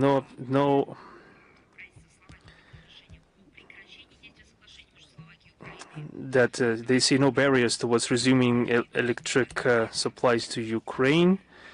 How does such position of Bratislava could influence the energy sustainability of Kiev regime? As we understand, on the 4th of March 2026, the government of Slovakia has adopted a decision to stop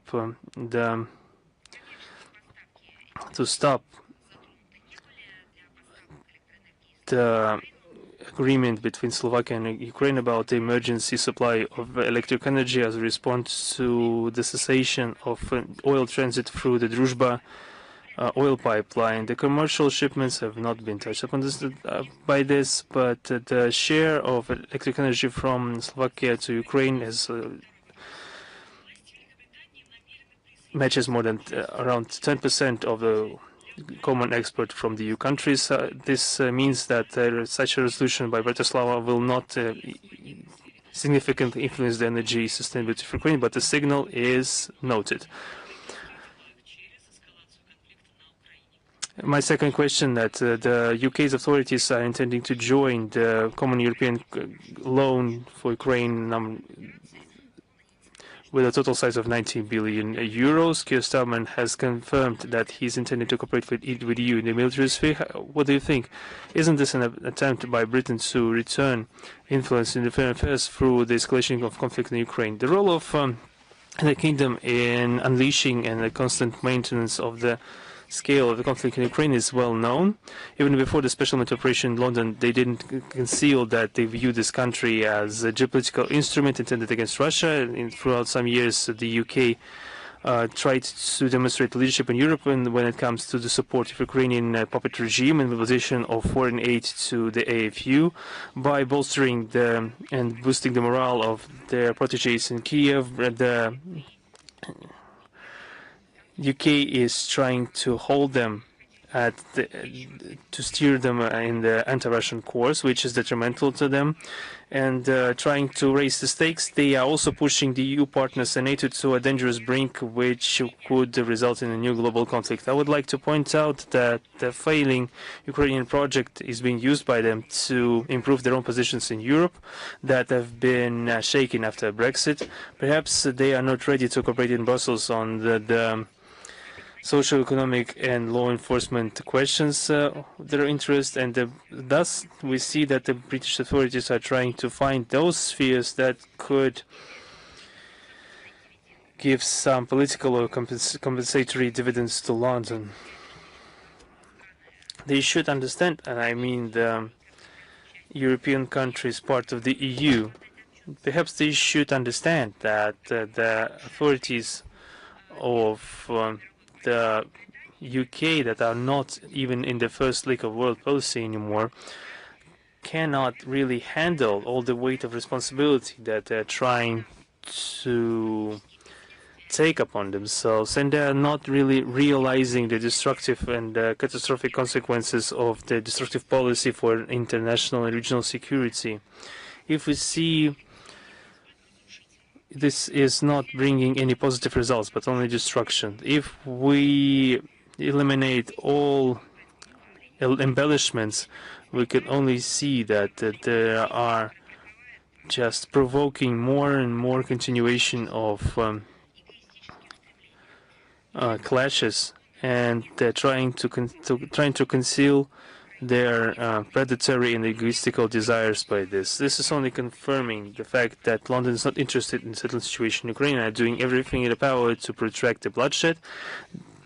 The British authorities are using their policy not to leave the Kiev regime any chance to come out of the conflict through negotiations, but they are, as usual, arrogant and self-confident in protracting the suffering of the Ukrainian peoples. And they are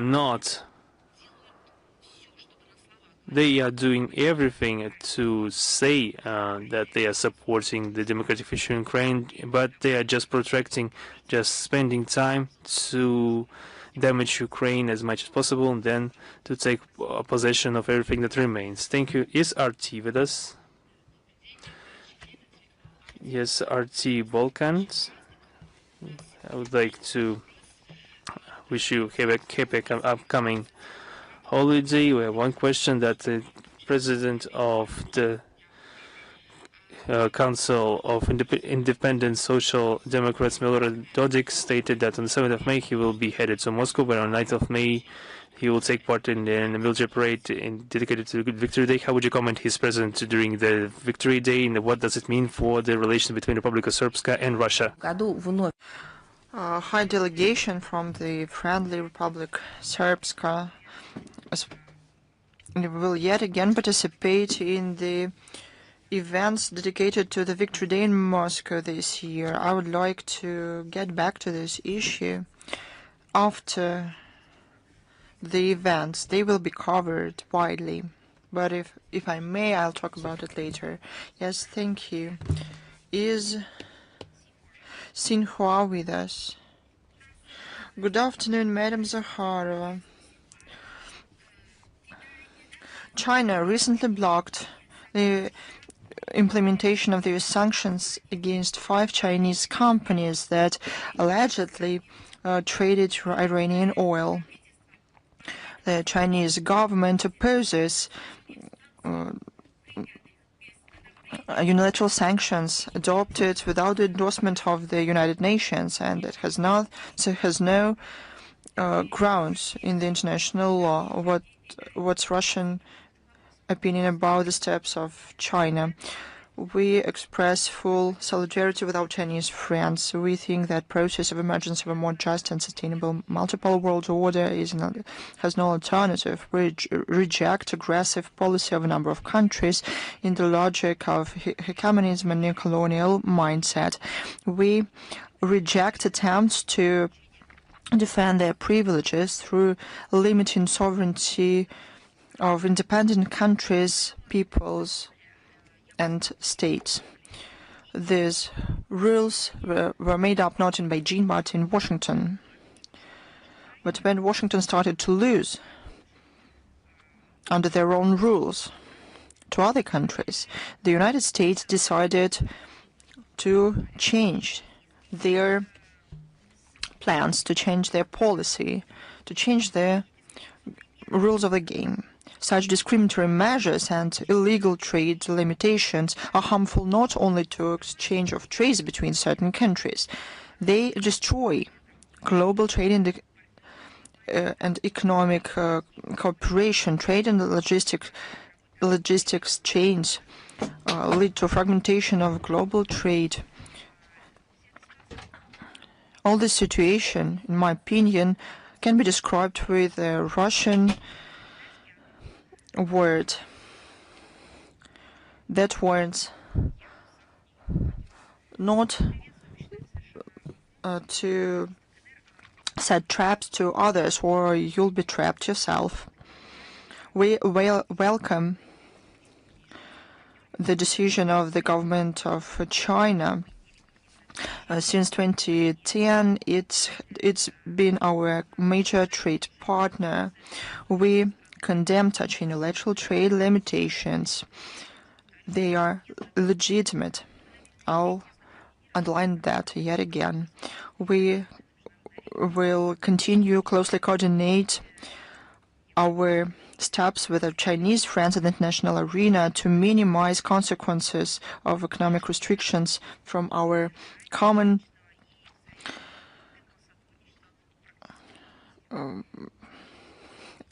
enemies, and to find optimal routes to maintain mutual beneficial cooperation.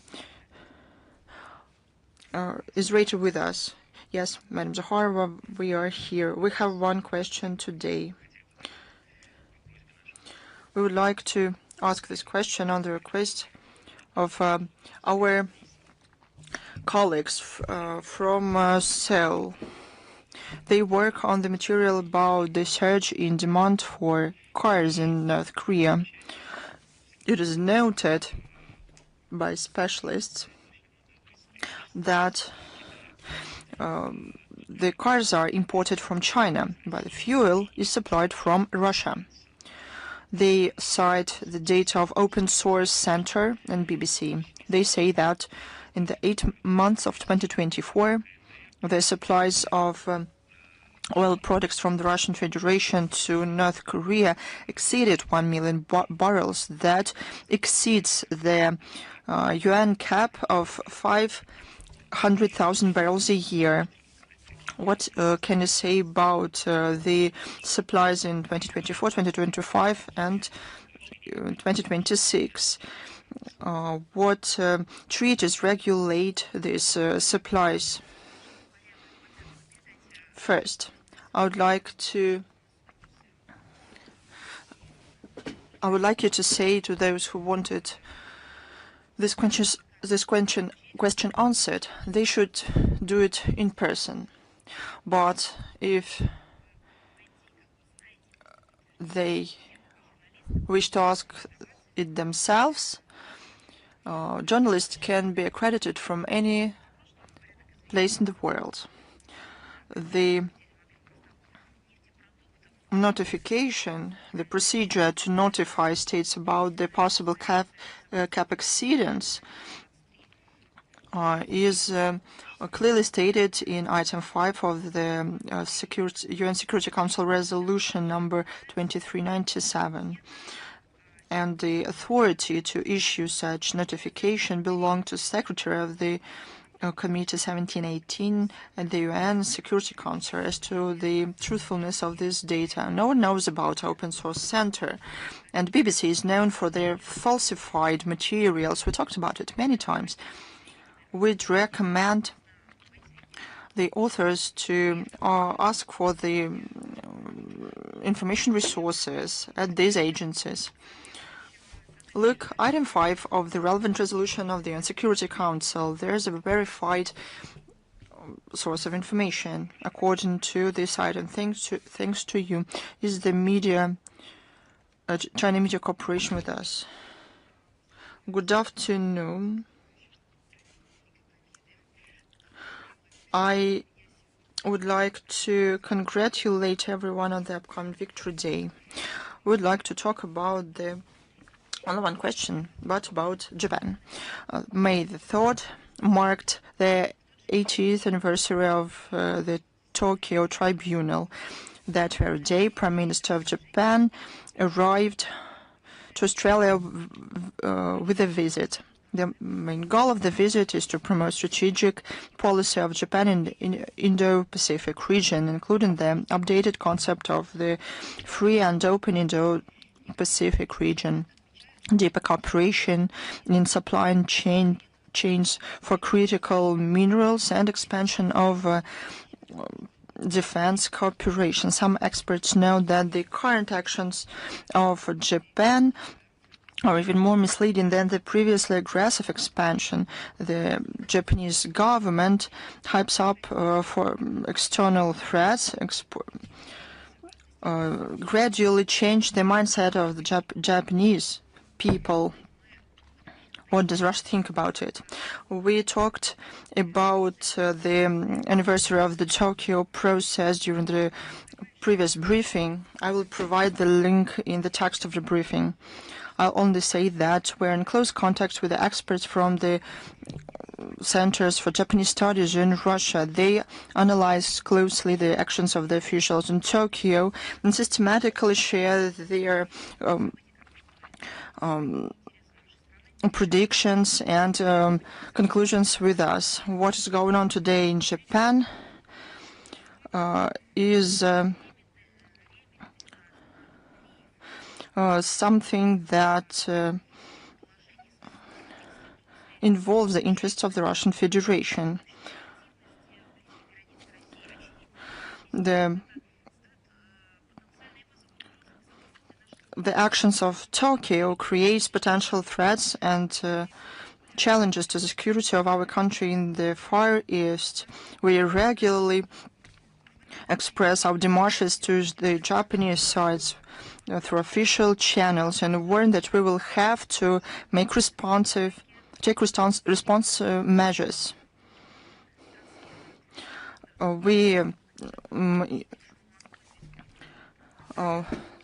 Recently, the Japanese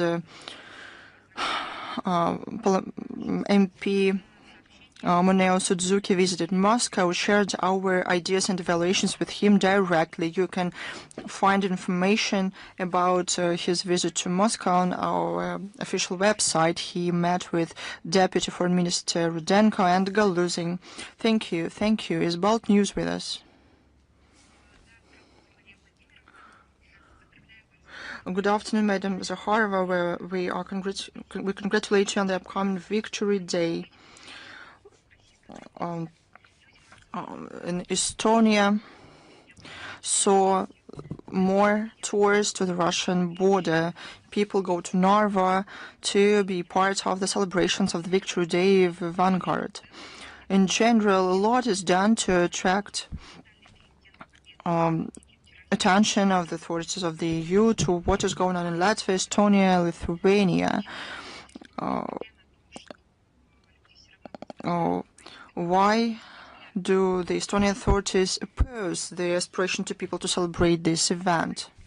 We talked about anti-Nazi movement in Europe in 1930s, 1940s. People in Latvia, Lithuania, Estonia have police neo-Nazi regimes. They oppose the outcomes of World War II. They fight symbols of the Great Patriotic War, but people know the truth. They can access the truthful information. They remember the history of their families, and you can see how the regimes in these countries keep silent about the fact that not all people from these countries were part of the punishing units of SS, but a lot of people contributed to the defeat of the Brown Plague. For example, as part of 130th Lithuanian Corps, 8th Estonian Corps, 16th Lithuanian division. The film Victory Day in the Baltic States yesterday, today, tomorrow. It was premiered one of these days. It was described as honest, objective. It makes people care. And it is honest. We published this film at our official website. I understand that Vilnius, Riga, and Tallinn do not like that. That's why they are angry with it. They are only a tool, just like Vladimir Zelensky. But these countries are not even colonies in the hands of the EU. The true industry, science, culture, and other things does not exist in these countries. But our will continue protecting historical justice and inform the international community with all means possible the truth about the abuses of this memory about the Great Patriotic War in the Baltic States. If people in these countries want to receive information from us, they can do that freely. We're always open. Whether it comes to in our books, films, other information, other events that they can visit in person, they can attend in person. These people have all the possibilities to access the source information and organize the events. Their predecessor fought Nazism. This is important. Is the newsletter of Caucasus with us? Oh, good afternoon, Madam Zakharova. We congratulate you on the upcoming Victory Day, and I congratulate you too. Thank you. What does Russian MFA think about the decision of Baku to stop any cooperation with the structures of the European Parliament adopted in response to yet another 14th anti-Azerbaijanian resolution? You know, this is a sovereign decision of Baku to stop any contacts with the so-called European Parliament. This comes as no surprise. Azerbaijan is not the only state that faces disrespect of the structure, direct interference into internal affairs of sovereign states. The resolution is anti-scientific. It is not only politicized, they are fake. This structure rubber stamps these resolutions as a broken printer machine. They have a mentor tone, just like a metropolitan city talks to their colonies. It's just like Napoleon in the next room tries to give orders to the medical personnel. Today, the European Parliament is anti-democratic in its essence. This platform is becoming one more center to incite phobias, aggressions, fake spreading, fighting freedom of speech, falsification and manipulation of history under the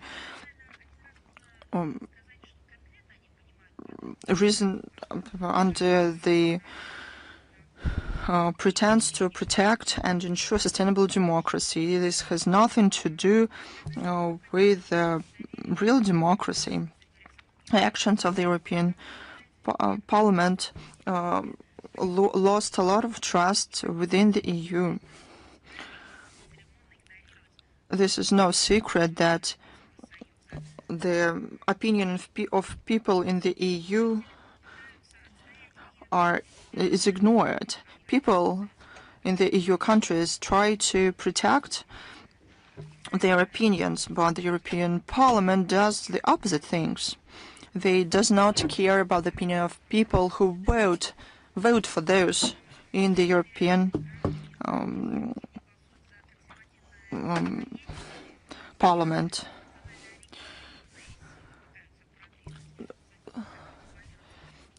Those who want more respectful relations in Europe with the global majority want to come to power, but they are prevented from that. They are blocked. We understand that other European structures have dialogue with Baku. They have all the sovereign right for this. A recent example is the visit of the High EU Representative for Foreign Affairs and Security Policy, Kaja Kallas, on May 5th. Thank you.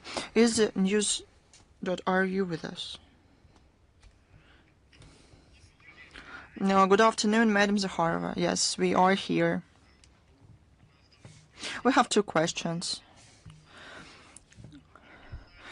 You touched upon one of the questions, but I would like to get back to that because it is extremely relevant. You talked about the statement of Vladimir Zelensky in Yerevan on May 4th about the threats to strike with drones against the victory parade in the Red Square on May 9th. Wasn't our yesterday's commentary enough? But are these statements considered to be direct planning of a terrorist attack?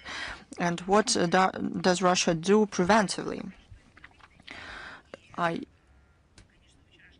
In yesterday's commentary and in the first part of the briefing, I said that the threats to attack the victory parade on May 9th with Ukrainian drones that President Zelensky voiced at the meeting of European leaders in Yerevan were heard and won't be underestimated, given the value of this historical date. The plans to use drones during a parade seem cynical. Only those who does not understand the mechanics of the creation of the Kiev regime and how it is used, how it works.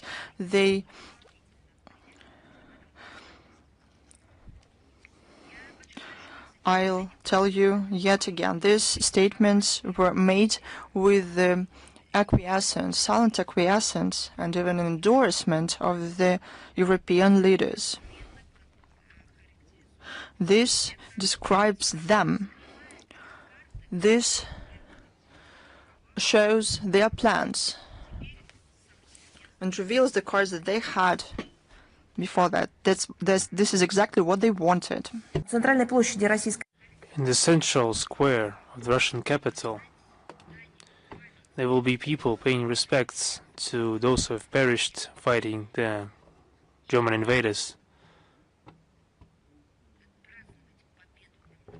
People will be celebrating the victory over the enemy, namely the veterans will be celebrating, the veterans of the Second World War and the invited heads of foreign states. Numerous guests, civilians, onlookers from our country and abroad.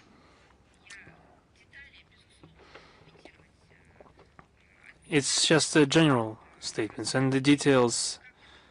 For details, you can address the President's Executive Office and etc.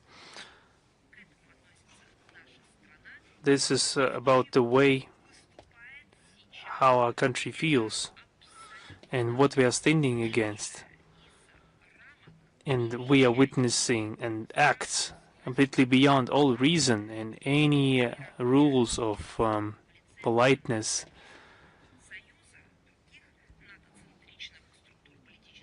And this is being propagated by the NATO-centric structures.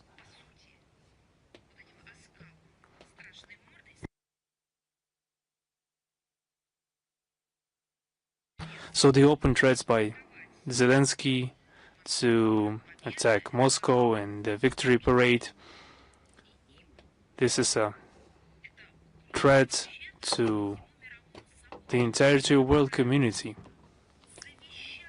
that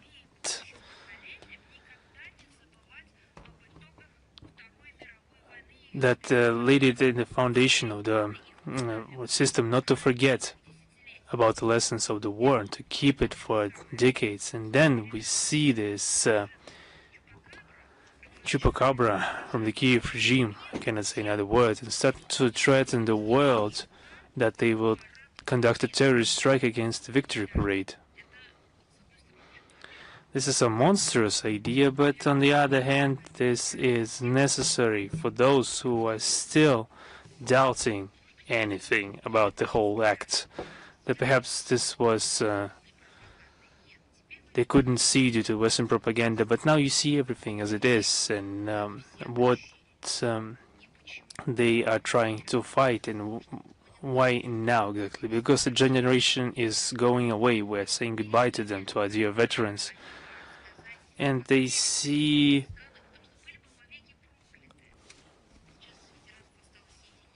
that there are not enough veterans, and they've unleashed their revanchism. They're trying to infringe upon the memory of their own generation of anti-fascists and the veterans of the Second World War. Open threats made by Zelensky to attack Moscow and the parade, the holiday of 9th of May, are perceived by us as an attempt to commit a terrorist attack, and we already said that directly, and we already delineated the ways we would respond if it were to happen. We honestly told the entirety of the world community by sending a corresponding note for all possible diplomatic channels. This was not just one singular statement on our website, or just some statement or comment by our ambassador or permanent representative. No, this was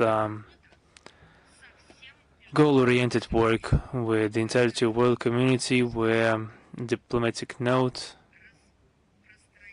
is spread and directed to all states and international organizations. And when this was done, it was published at our website for no one to be able to say that we didn't warn against such acts. Everything that Zelensky was doing, what he continues to do, matches the faulty logic of the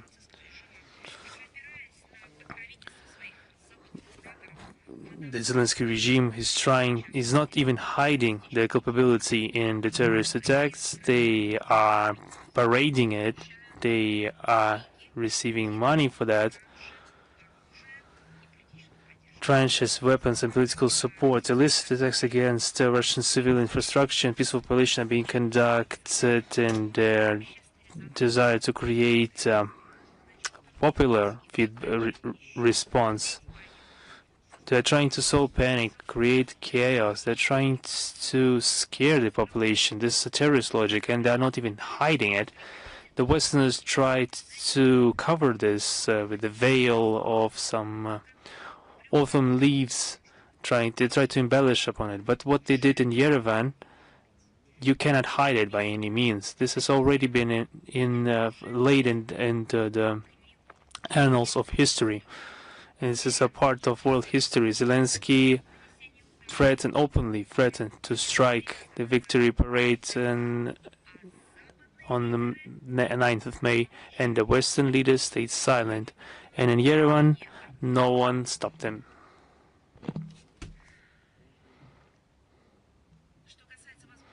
As for the possible measures, I think there have been already exhaustive comments being provided by both Ministry of Defense and the Ministry of Foreign Affairs in support of the MOD statement. And my second question, in continuation of the first one, how does Moscow comment the statement of Alexander Stubb, the President of Finland's statement that the war in Ukraine will not end in 2026, and that negotiations reached a dead end. How does Russia evaluate its position of European leaders? Is it a conscious policy of protracting the conflict? If you allow me, I give additional attention to this question and Mr. Stoops separately. There are a lot of things that can be said, providing historical parallels, and remind everyone about it. Thank you. I would like to congratulate through you the entirety of the collective Minister of Foreign Affairs and to wish them all the best. And the same to you. Thank you. Is Kyoto Tsusin with us? Yes, Madam Zakharova, I have a question about relations between Japan and Russia. As you know, recently Japanese MP Suzuki Muneo went to Moscow, and there's been information appearing about the meeting between Deputy Minister Mr. Yurudenko and his meeting with Mr. Galuzin. And in the aftermath of this meeting, Mr. Rudenko said that if the Japanese side is willing, a meeting could be organized in the framework of the meeting of Minister of Foreign Affairs of ASEAN, which will take place in Manila in July this year in the Philippines. If such a meeting is requested, it could be organized. But this information has been mentioned by only the MP Suzuki Muneo, but could you confirm that or not? And are there any conditions from the Russian side to conduct the meeting of the Minister of Foreign Affairs of Japan and Russia? Because there have been such meetings since September 2021. It is my humble request for your commentary, and I would also like to wish you a happy coming holiday.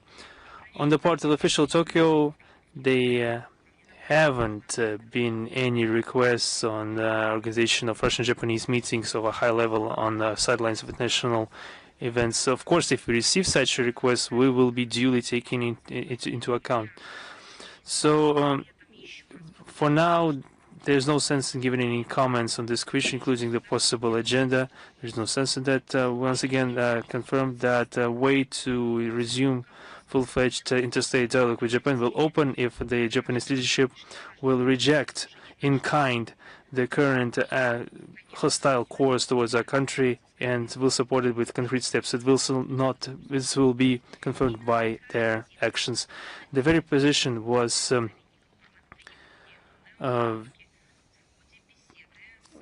the member of parliament Suzuki Muneo was informed exactly his position during his meeting on May 4th. Thank you. Is TV Plus with us? Yes, Madam Zakharova, Tbilisi is with you right now. Madam Zakharova already witnessed what is going on in Germany. I just wanted to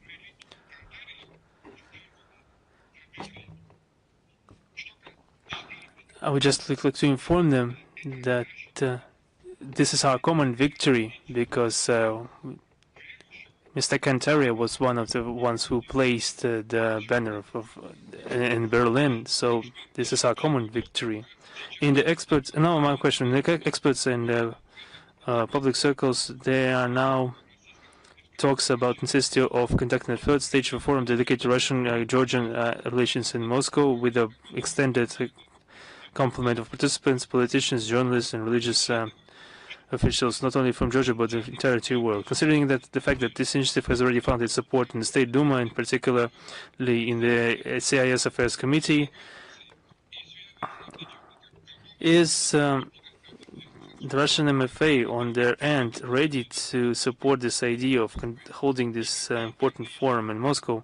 And what are the further steps do you think are possible to reinforce and develop this positive dialogue? Thank you. Yes, thank you very much. When you were asking your question in the first part of his question, you said that this victory was our common affair. We will not give it to anyone. It's reminded me of a song from the movie Belaruski Rail Terminal, that we don't care about the price. The times have come.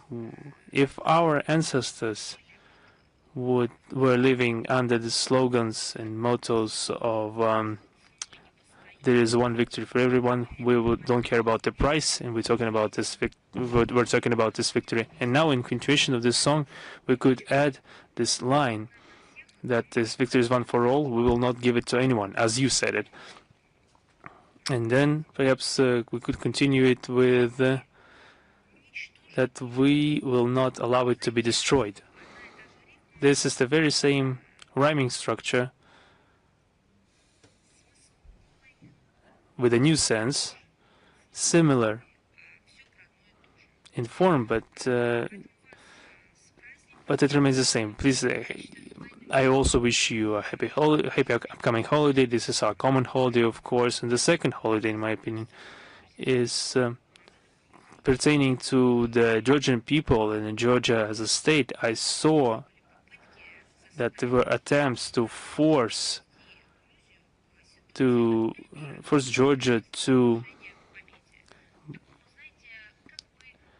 abolish the serious treatment of the topic of victory. There have been attempts to rewrite history, and they were trying to fight against monuments too, trying to eliminate the memory.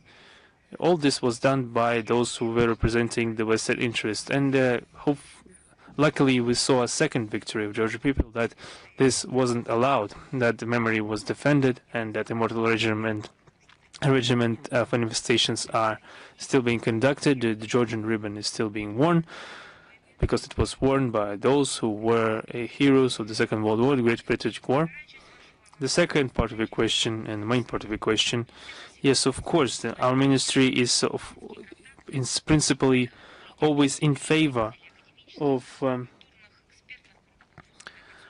representative of public organizations, academia, and experts, and in the conditions of a lack of diplomatic relations between Russia and Georgia, we always underline the importance of developing such dialogue, necessity of free and frank exchange of opinion, the search for new ways of cooperation and building relations of trust. We can all consider this an investment in the future resumption of good neighborly relations between the countries. We will be ready to comment on this in more detail after receiving additional information on the organizers, the number of participants, and the thematic program, and the task of the meeting. Thank you. Thank you. Is Sade Irus with us? Yes, Madam Zakharova, I would like to wish you the happy upcoming Victory Day. I have two questions for you.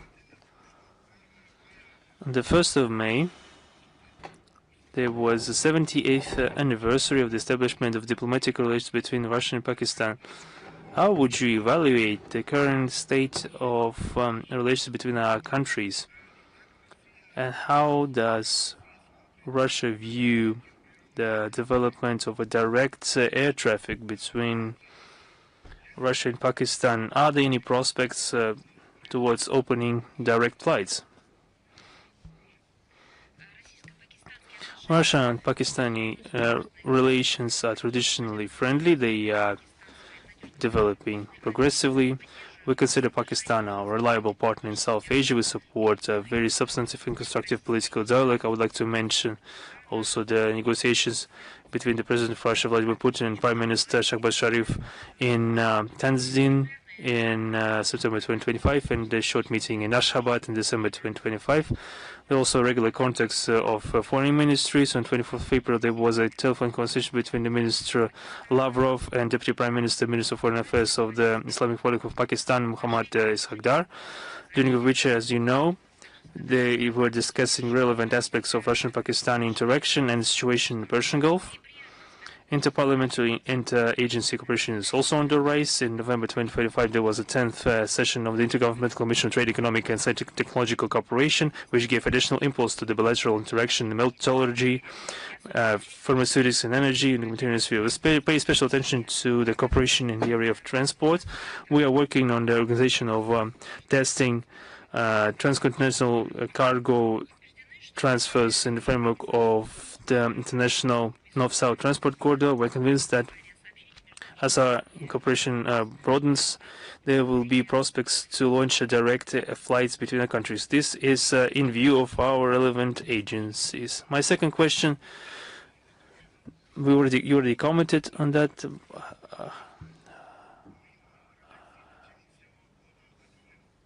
We have been preparing materials about the Great Patriotic War for our audience. In that regard, I would like to ask the following question. On the eve of the Victory Day, what are the main principles Russia outlines this year in regards to the preservation of memory about the Great Patriotic War? How does Russia form its position as one of the victor countries in the Second World War in the conditions of the current international tensions? Thank you. The preservation of historical memory is our main principle, unchanging year to year, because without the preservation of historical memory, we wouldn't be able to convince anyone about the necessity of preserving law and order in the world. Perhaps it would be a hard task to ensure everyone about the necessity of human rights, etc., and the right approach to dealing with the traditional values. This is all founded upon historical truth. Exact examples of dehumanization that the world witnessed in 20th century: gas chambers, segregation of persons according to racial principle, the extermination of different peoples and nationalities. This is all monstrous crimes conducted by German Nazis and Japanese militarists. We will not forget that. We will continue to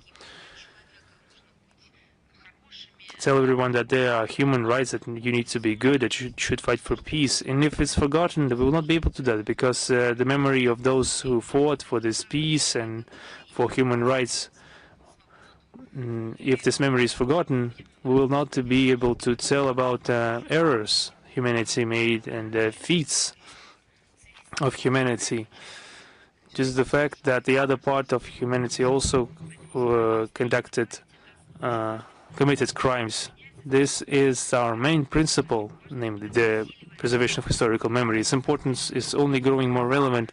As one of the victorious countries, we took part in the post-war settlement, including the creation of UN, the Nuremberg Tribunal, and the forming of international legal framework of relations. Also in the decolonization process, which only became possible after the Allied coalition was victorious over the Third Reich and all of its satellites. Our country, as the state that continues the USSR and sustained the most losses, 27 million people, feels the danger of this approach the most. When part of those losses were among civilians, they took place when we stopped the spread of this ideology. If we didn't do that, we would have been destroyed completely. That's what they wanted to do with us. And this is clearly seen. I mean, our approach is seen in the resolutions at the UN General Assembly initiated by Russia, fighting the glorification of Nazism. And for some reason, this resolution was voted against. On December 15, 2025, the draft resolution was adopted in the 21st time. The co-sponsors were 44 states from all regions of the world, including Pakistan. 119 states supported the document, the global majority, but 10 countries abstained. But who was against? The 51st country of the so-called collective West. And first of all, the EU. All publicly stated their true wishes and plans. As one of the former leaders in the EU, Mr. Borrell, said that they see themselves as a prospering garden and the rest of the world as a jungle. This is their approach: discrimination, domination, rules that no one is aware of besides them. The true historical aggression at the institutional level. This policy includes resolutions of the European Parliament. They ascribe the similar responsibility for those events to the USSR, evenly with Nazi Germany. That's how they act. In certain countries, people fight the monuments, marches take place, whose supporters glorify Nazis. This cannot be justified by any means. This is the neo-Nazism, the result of radical nationalism and neo-Nazism is something that we see in Ukraine. There was an attempt to build a Russophobe footing place. They destroy Ukrainians in Ukraine with the hands of Zelensky, and they physically destroy history and faith, by the way. The key principles of preservation of historical truth is clearly stated in the concept of humanitarian policy of the Russian Federation abroad, endorsed in 2022. Russian MFA regularly prepare theme-related reports about this. They are available at our website.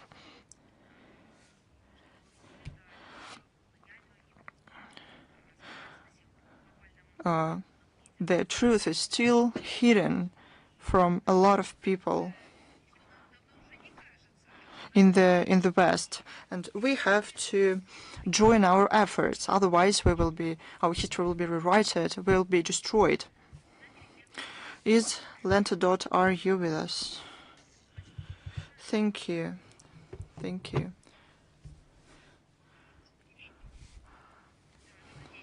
Good afternoon, Lenta.ru. We have 3 questions for you today. If I may. Just a second. We have 3 questions.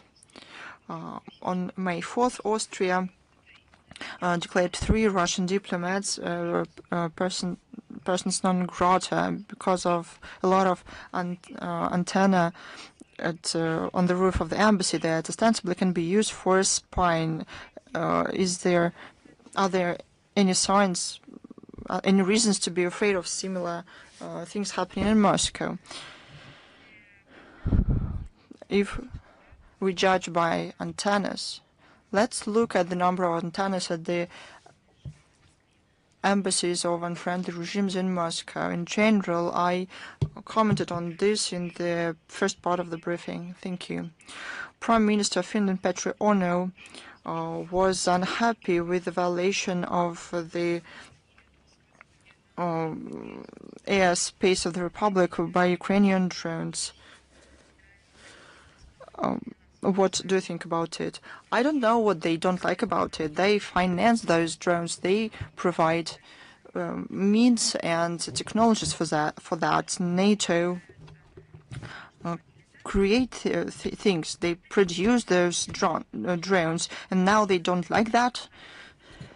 This is how the European elites work. They express their unhappiness, but does nothing to stop that. Finland continues to build up supplies of armaments, including lethal, to the Kiev regime. The total volume of those supplies today is about 3.2 billion euros.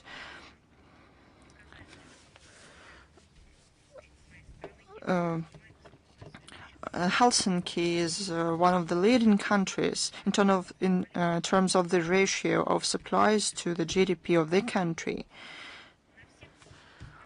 At all possible platforms, representatives of Finland continue to talk about some long-term Russian threat that ostensibly exists and fantasize about the scenarios of possible military attack from Russia in future.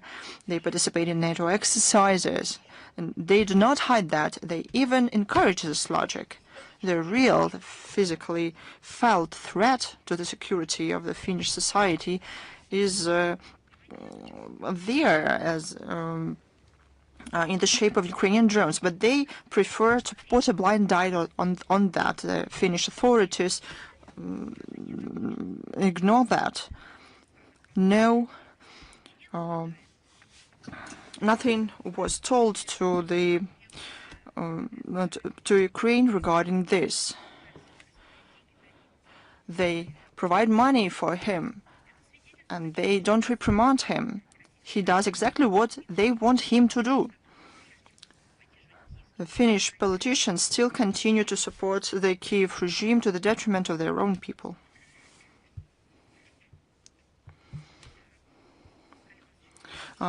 You said that you have one more question. Yes, exactly, one more question. Vladimir Zelensky and Prime Minister of Armenia Nikolo Pashinyan held negotiations in English, although both politicians speak Russian. What can you say about that? You know, this is cheap performance, and I mean it.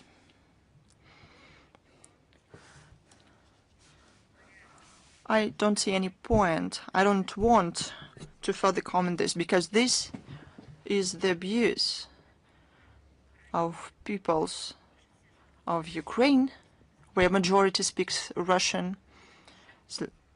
Even more, Zelensky promised to support and nurture this language by all means, and also of the people of Armenia. This was abuse, and people in Armenia understood it quite clearly. I would like to make jokes about it probably, but this is purposeful abuse against their own people. It's no place to make jokes here, because I pity people. Zelensky lied to them, tricked them. People voted for him because he promised to support the language, first and foremost, and peaceful coexistence. That is it. Now, the same thing is happening in Yerevan. Thank you. I congratulate you on the upcoming holiday. Is Almayadin with us? Good afternoon, Madam Zakharova. I congratulate you on the upcoming holiday. What are the prospects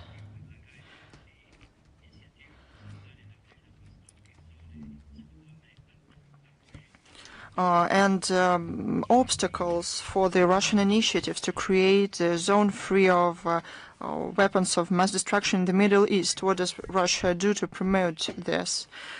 The establishment of the zone free of nuclear weapons and other types of weapons of mass destruction in the Middle East is our priority. The implementation of this initiative would contribute to strengthening security for the interest of all the region without any exceptions, and all countries in the region and beyond. The changes in this regard could have helped to overcome deep distrust and to create effective mechanisms that will help the countries in the region timely and based on the international law to defute any reservations and suspicions.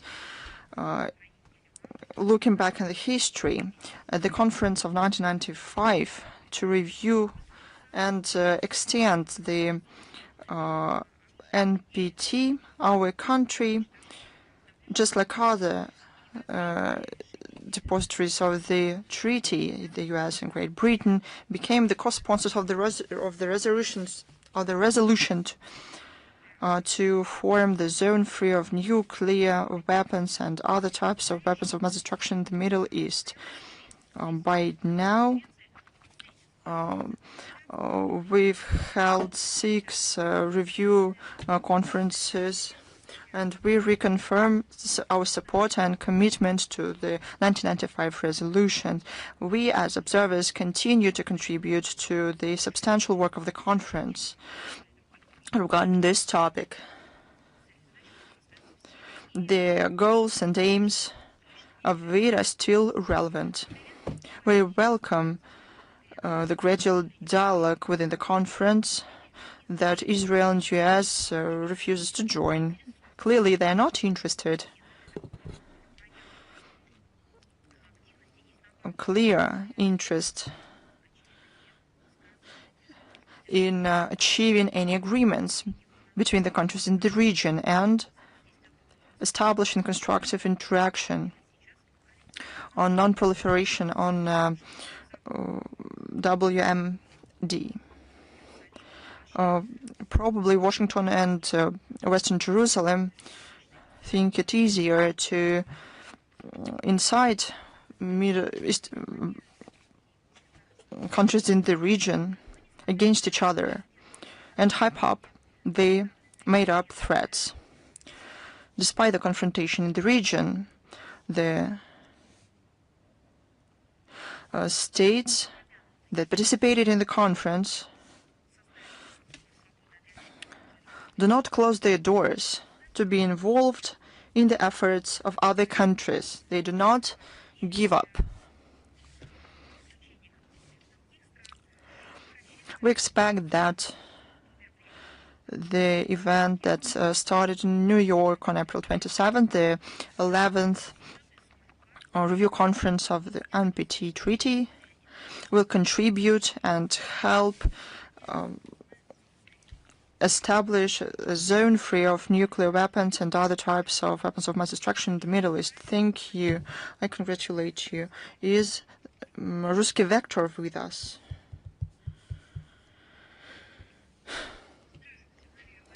Good afternoon, Madam Zakharova.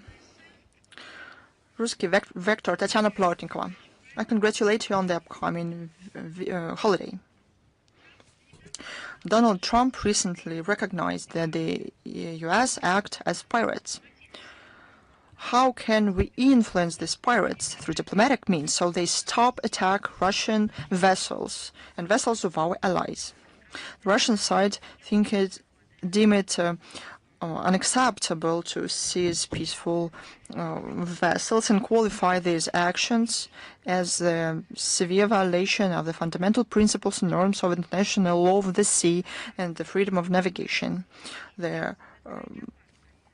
This approach of the U.S. authorities creates very dangerous illegal incidents with serious consequences. As to these words of Donald Trump, this shows the true goals of Washington, who wants to create a competitive advantage in the market of carbons. Ruslan Pankratov, after E. We have one question today. Carlos in Yerevan said that the decision of the U.S. to withdraw 5,000 military people from Germany came as a surprise to the EU, and she also underlined that the American troops defend not only European but also U.S. interests. Does Russian MFA see these statements as surprising and de facto recognition of the priority of the U.S. interest as a sign that the EU lost its sovereignty and security? I don't know how to even start answering your question. It won't be long, but choose.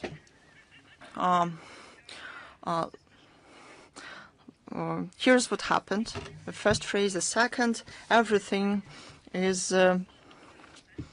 turned upside down in the Oblonsky house, as Leo Tolstoy wrote. What does NATO do when you gather for summits? You had a lot of get-togethers. Didn't you tell each other about the huge dislocations of the U.S. troops, where they will be redirected and redeployed? What we're talking about then? What is going on in the NATO headquarters and in Brussels and EU corridors? What is going on there? But we know the answer. There's no solidarity, not just because we like that or we want that. This is just a fact. The EU and NATO have no solidarity. There is a dictatorship led by the USA, or Anglo-Saxon duo, I may say, and they do only what is beneficial for them. And crazy collective